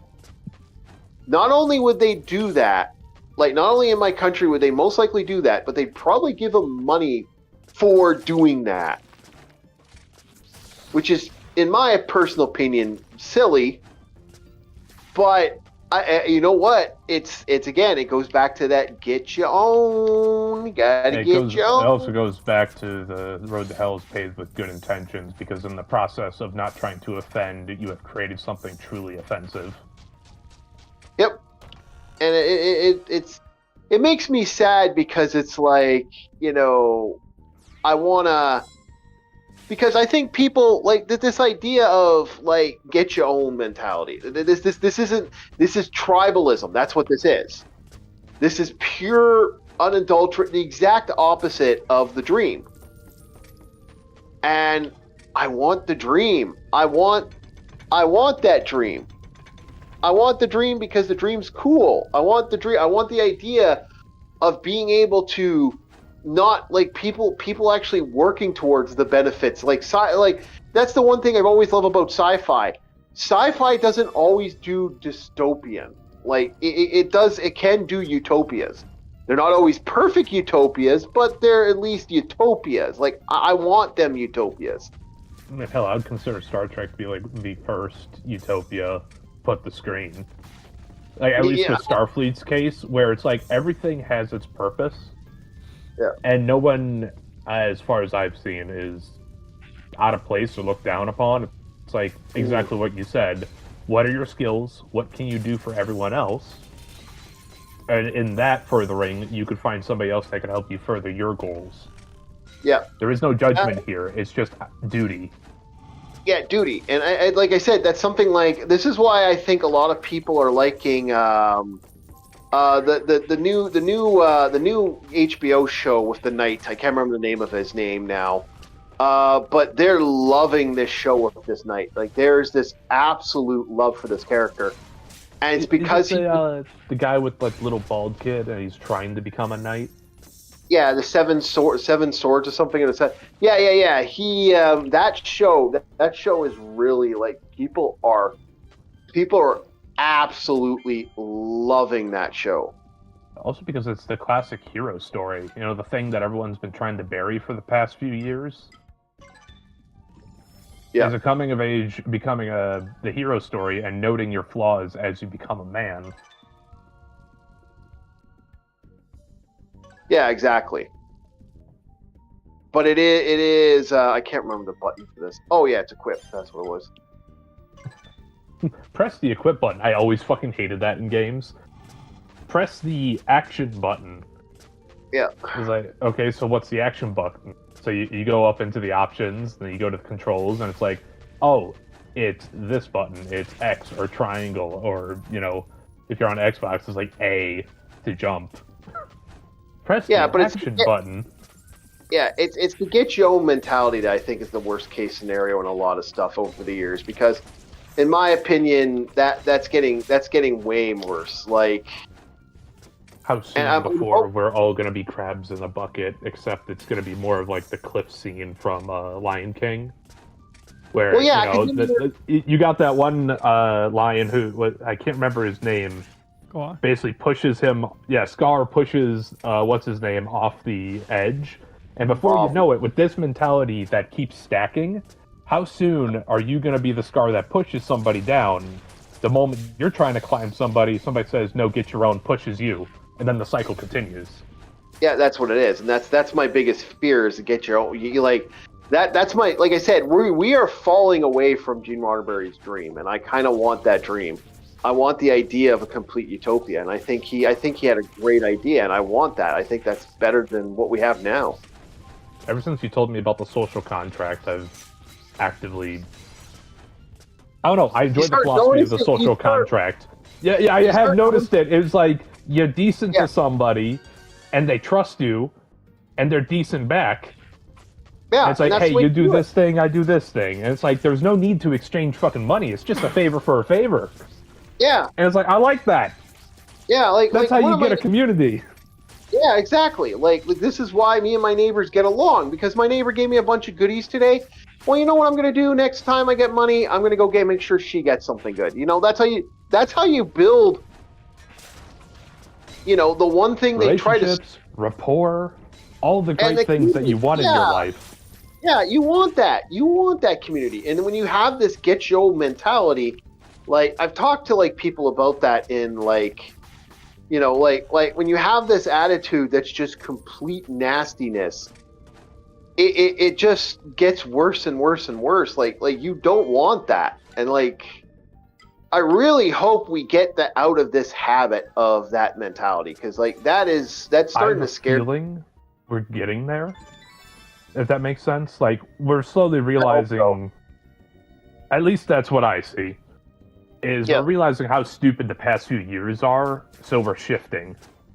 Yep. Because my generation and those younger than my generation are also seeing how stupid the past, ever since 2014, was. Sure, you still had your entertainment, but then entertainment was getting bogged down. Microtransactions are coming in. And just like our last Rumble stream, everyone, please check that out. What was the big games we were talking about? Indie titles. It was all indie titles. It was barely any AAA. There may have been one AAA game there. Maybe. There were two technically AAA games. Belmont's Curse and what's it called? The other one. And it's just like, okay, if that's all we had, like, that is things we look forward to and that we want. Yeah. Like, and that to me makes me chuckle, because I'm like, wow, we are really getting into that bad habit. Like, I totally get why DJ and Arus plays all these old games. Like, they have no interest in playing these new ones. I'm totally understandable to that. And I believe in playing the new games too. And again, the review channel, I do plan on doing reviews again. Like, this isn't something I'm just stopping to do. But right now, I have to. Oh, there we go. Okay, so we can switch. Okay, now I have flame item. Oh, I got a flame item. Okay, cool. No, but that's the thing. I want to see this more. I want to see the more fun that is this games. And it's like look at this game. This is an indie title. This is somebody wanted to make something amazing, and they did it. They didn't fucking worry about other stuff. They just did it. And you know what? I want more of this, please. Give me this. I remember that. Yeah. What you're talking about, worrying about X, Y, and Z. Back when I was in effectively business school, you'd always have that fucking overreach that would stifle your creativity. It's like, oh, this sounds like a great idea. And then that little gremlin in the back of your mind's like, oh, but what if this does this? And these people don't like it. Oh, what if you get called out? What if there's a countersuit? And then that just stifles your creativity outright. Well, like I was saying to LCX about this, and I'll bring it up again because I think it's an interesting idea and something we can also talk about tonight. The idea of can I be honest? The awful idea and the horror nightmare that is trying to be a creative when you're forced to make a video game based off a movie, and being forced to follow the movie notes. That would drive me insane. I've never played a good movie adaptation of a game unless it was within the same universe, but like a prequel to the movie story, you know? Prime example, what was it? James Cameron's Avatar for like the Xbox 360. Because that was a prequel to the movie, so I'm not playing through the same story beats, but it's in the same world. So when you look at something like G-Force, it's like 1-for-1 with the movie chapters. Like, why would I play that game? I can just watch the movie. Yeah, I don't know, DJ. Your thoughts on movie video games? You think you think both me and Bob are like, could you do this without having a? Would you be able to do this on? I don't know if me and you discussed it, but I know me and LCX did. Or do make a movie? Like no, make a video game. If let's say you were forced of a limited budget to make a movie-based video game, do you think that's stifling or not? Because I think that's stifling as fuck. Like I can't see myself wanting to make something like that. I'll be honest, I can't see how creative types can even do that without becoming depressed. Like I couldn't do that. Like, that would drive me batty having to do that. Well, it's funny you mention it because I mean, like, yeah, like, it's well, what's so hard? I mean, is it that you creatively stifle? Well, you're you stifled. have to. Yeah, you have to know follow the source material. Yeah. Yeah, you have to follow story beats. Like I think so. I think the best Harry Potter game, and I'm going to be honest, the best Harry Potter game is The Secrets of Hogwarts or Hogwarts Legacy. Oh, yeah. I know I mean, people don't like that game. I'm not a Harry Potter fan, and I liked it. Yeah, and I'm just being honest because go ahead. Sorry. No, I'm sorry. I was just trying to finish my thought. I just wanted to defend. I didn't want to say it's not that I don't like Harry Potter, but I was never really terribly into it. That's all. Go on. No, but that's the thing. Like, go ahead. Why use a wand when you could use a gun? Well, you know that era. Or Gundam, yeah. Well, dude, you get a dragon. You get a dragon in the other one. Like, hell yeah, give me that. I'll take a dragon I'll take a giant dragon or a giant like monster that's like a giant, like you're riding a tank down the road, man. I want my giant tank, thank you very much. But no, that sure. like God, just that I'm sorry. I don't like little twigs that shoot off little shit, and I'm just like, nah, give me 45 ACP and I'll call it a day. Yeah, but I can crit a shield and have your little 45 MPC bounce right off, and then my Griffin bite. You can't even pronounce it correctly. You lose. You dead. Dude, I don't need to know how your weapon works. I just need to know how my weapon works. And considering the fact that you don't, considering the fact that they just explained in the Harry Potter universe that you don't need to have a wand to cast your spells. Who says you need to actually say something when you cast your spells? That sounds like cope that was just thrown out. I ain't gonna lie. I remember that being a Potter. very vivid thing that was required. Like, yes, there were some spells that were not auditory and didn't require movements, but they were like small things like opening a lock. Oh no, I know. But like, yes, that was back in the day, but they changed it because of the Harry Potter Legacy lore. Which, not gonna lie, that's kind of fun. Best way to take out a wizard covertly. Yep. Oh, dude, that literally my friend asked me, like, someone asked me how to kill Elminster, and I said to them, okay, no, it was Elminster. It was one of the big fives, and one of the big five for Forgotten Realms. I said in his sleep in an anti-magic shell. That's literally what I said to him. He's like, that's it. Yep.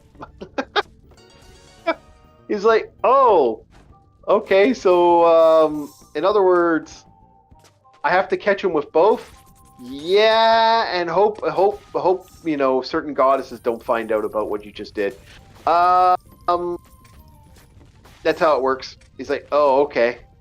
Nice to know. And that is kind of the funny thing about that, you know, the idea of mages are kind of fun that way. So I kind of love and hate mages. Yeah, and then you get the gun mages. Yeah. Oh, I love the idea, dude. I won't deny it. I love the idea of power in your fucking hands to destroy, like, cities without really thinking about it. You can bring hell to the world.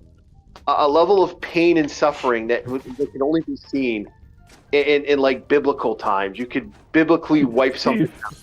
Chief, I Yeah, have this great concept for you. It's called America. Our entire history sounds like what you just described. Destruction in my hands. I don't gotta think about it. Well, we dropped the sun a few times. Huh.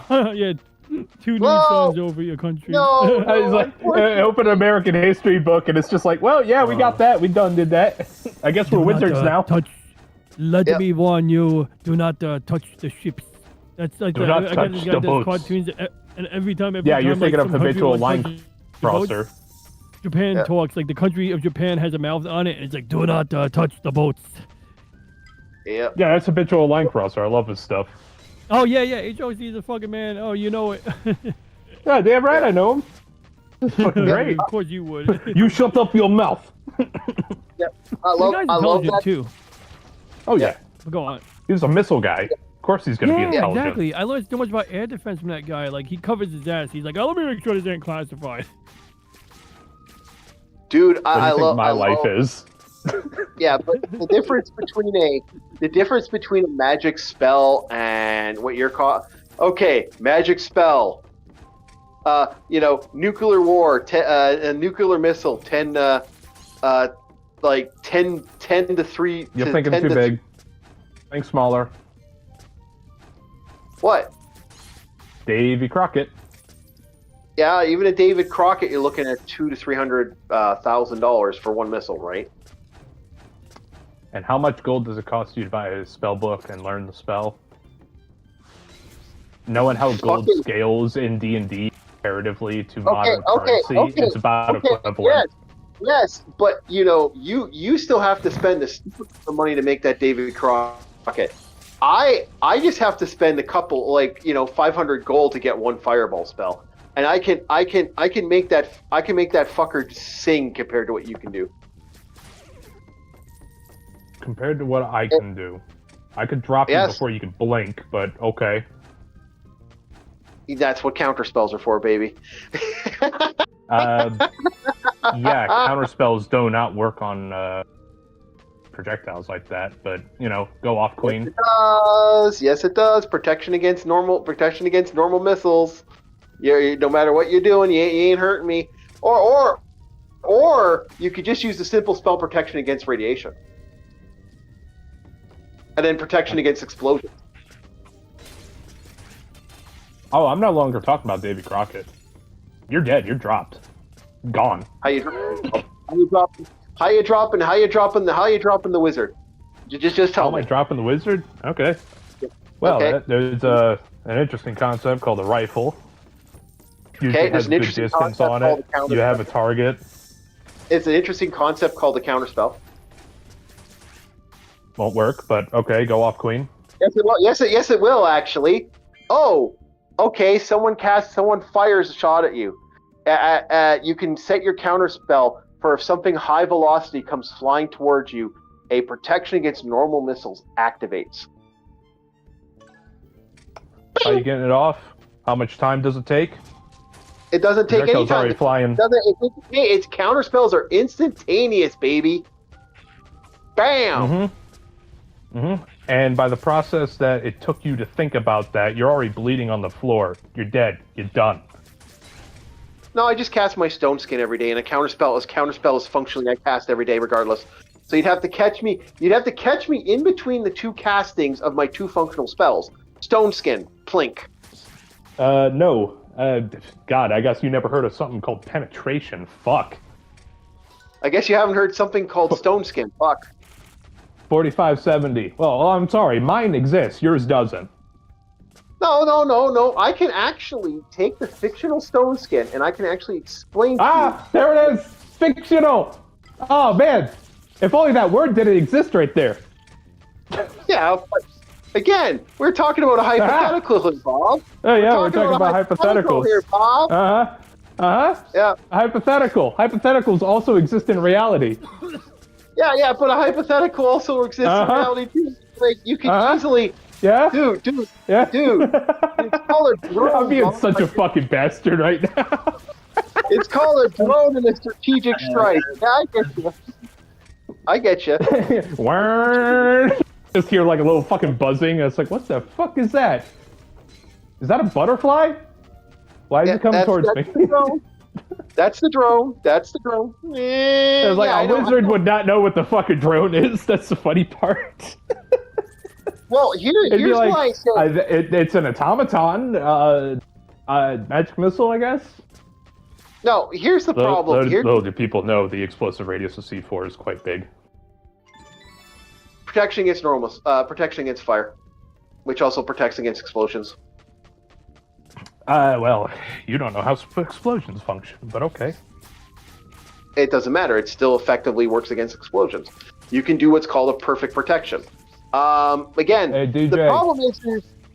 Can you elucidate the chief on how explosion functions? Basically, it's a chemical reaction where a small amount of chemical will create a large mass of gas very rapidly, and so that's why certain types of cannons will use propellant instead of black powder, because it's something that explodes too fast, whereas propellant will be a little bit of a slower burn, and by slow I mean like fractions of a second. You missed the part I was looking for. The thing that kills most people is not necessarily the shrapnel or the heat, it's the implosion wave rattling you. Yes, I'm well aware. I'm well aware. Yes. In World War I, it was very common to find bodies that looked undamaged but had their organs liquefied. Yes, I'm well Protection aware against fire. It's like, well, that's an implosion wave, sir. Yeah, but it doesn't matter. I'm just reading how the rules work for how the spells work. In all intents and purposes, if you have a protection against fire spell and you have an explosion go off, I know it seems stupid, but that's how. Oh, it's fucking retarded, because it's like an explosion is more than just fire. I'm well aware, and I agree with you, Bob. I do agree with you, but if we're talking about hypothetical magic versus modern day firepower, this shit always has a weird counter fucking 2, counter 3, counter 4 bullshit that has always existed. Now, I'm in somewhat of an agreement with you. It's stupid.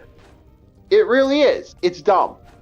But if we're going to look at that, if you're going to look at that from that perspective of a wizard, the same amount of money you could take to, if wizardry existed, I hate to say it, it's the same thing with the X-Men shit, man. Oh, dude, the world's going to change probably for the worse before it goes better, because people are going to be in their ivory tower. It's like, haha, I could do this, and it's just going to be a battle royale, and then there's a caste system involved and all that, because we all know how greedy people are nowadays. We know. Yeah. Or it's the same thing with X-Men, the X-Men mentality. The mutant problem is from a scientific standpoint or any standpoint. The second that shit started becoming a thing, oh boy, the problems that would become of that. You would have human experimentation on epic scales, even the level of what the fuck would be so bad.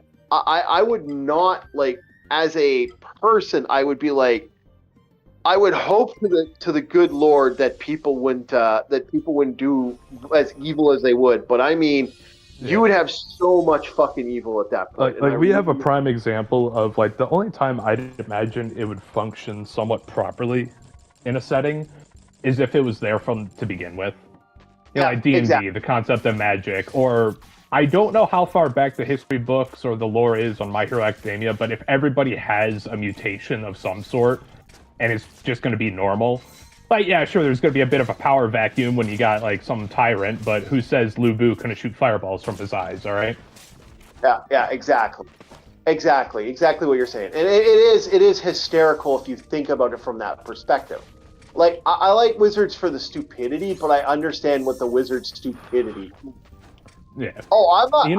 You know the same way that you say you don't like Gate, the anime, and you say how it's a guy who was spiteful towards the D&D campaign or whatever the hell. Sometimes I feel that way towards Wizards, where it's like, oh, we got a counteraction to everything. It's like I'm back in the 2000s blogs of My Hero, my Hero OC. No, not My Hero Academia. I mean, like, my character, my OC, could defeat your OC because this power counteracts that. It just feels like that, where you just make up shit on the fly. Yeah, it is an ultimate orc battle if you think about it. It's laugh out loud hysterical if you think about it, because it is that. I do agree. Our hypothetical is dumb because it's unlikely the two things will meet, but fuck it. It is a fucking situation. But here's my laugh. Here's my laugh out loud funny when it comes to society and it comes to that stuff. Yeah. And it's just the way it is. But no, my thing about it is if you look at what they're trying to train in universe and what they're trying to do out of universe, it does get just silly. Like it's the same thing with psychic powers, man. Like God, man, the level of problems that would start the second psychic powers became a thing. Oh, the moment somebody realizes they could put a psychic influence on someone else and automatically just get a friend, and in some cases even worse than a friend, it's gonna feel like fucking Death Note, except instead of a book killing people, it's gonna be like random influenced individuals doing crazy shit. Yeah, and it's scary if you think about it. I wouldn't want the plot to Code Geass. That is the plot to Code Geass if you think about it. I was like, wait a second. Yeah, that is the plot to Code Geass, unfortunately, and it's a interesting. I have a love-hate relationship with Code Geass because of that. I like Code Geass in some ways. It's a stupid show though. Yeah. And I like Pizza Butt. I don't care what anybody says. Pizza Butt, and and Colin or whatever her name was, the redhead. Actually, wait. I don't think I know. You lost me. Are these internet individuals or? No, that's Code Geass characters. Oh, okay. Yeah. Ah, shit. Did I backtrack in the wrong direction? Where the fuck am I going at this point? Trying to find my way through this dungeon and I'm like lost. The fun of this game. It has so many dungeons. But no, I kind of hope that, like, it's kind of fun to, like, if you really think about it, magic in the setting in our society, if it just shit like it'd be such a fucking mess. Oh my god. Before you know it, somebody's house is burning down, somebody else refrigerated themselves, and on the more malicious side, some random gang member decided, oh wait, I don't need to bring a gun anymore. Yep. Yeah, especially if he understands it. Like, that's the thing, Spelljammer was a good idea, that, like, yeah, I mean, not Spelljammer, there was a series I remember that they were, like, someone was doing something similar to this, and then they just kind of dropped the ball on it. And I've been really sad about that, because I thought it was such a cool idea. And it just kind of gone, and I'm like, man, that actually was neat. But, hey, man, the way games are, right? Okay, we're gonna save here. We're gonna save here, and we're gonna call it for the night. So tomorrow, like I said, we're gonna be most likely looking at a comic, eventually, hopefully, and we're also going to be looking at. We're gonna be hopefully looking at the new DLC for Stardew Valley. That's gonna be a big thing that we're gonna be kind of playing around with tomorrow, hopefully. Mm-hmm. But we'll see. Oh, no. Cancel. Don't do that. Don't do that. Thank you very much. So I'd like to thank everybody who watched us tonight and enjoyed. I hope you enjoyed the extraterrestrials. Arus 218, DJ Ronnie. I'd like to thank you. I'd like to thank you, Bob Marauder. We are going to let you guys go. I believe we have ourselves a Logan on right now, if I remember correctly. Is he on? Arus left. Okay, so I guess Arus was busy Logan today. on, that's a weird name. Oh, Logan Yeah. on right now. Is Logan on right now? Yes, it's I'm just Logan wondering. on. I'm just checking right now. I haven't tuned in to Logan in a minute. I've been wanting to tune in, but I've been like all like in work mode last few early days in the week, so it'll be a nice treat to see him. I don't think Logan's on tonight. Yeah, he's not showing up. Oh well, Logan's not on tonight, so yeah, I guess we'll talk to you guys later. Have yourselves a very good night, and hopefully we can get something going for tomorrow for Stardew Valley. If Stardew Valley doesn't work, we're going with Zelda as usual, and we're gonna go look at a couple more comics. I believe we're looking at Kiss's Psycho Circus tomorrow. That's gonna be fun. Issue 1 of Psycho Circus, and yeah, that seems to be the game plan. We'll have some fun talking about retro gaming. And yeah, we'll be looking at some interesting stuff. All right, guys, have yourselves a very, very good night, and we'll see you next time on Orc War Chief Reviews. Have a good one and enjoy yourselves a very good sleep.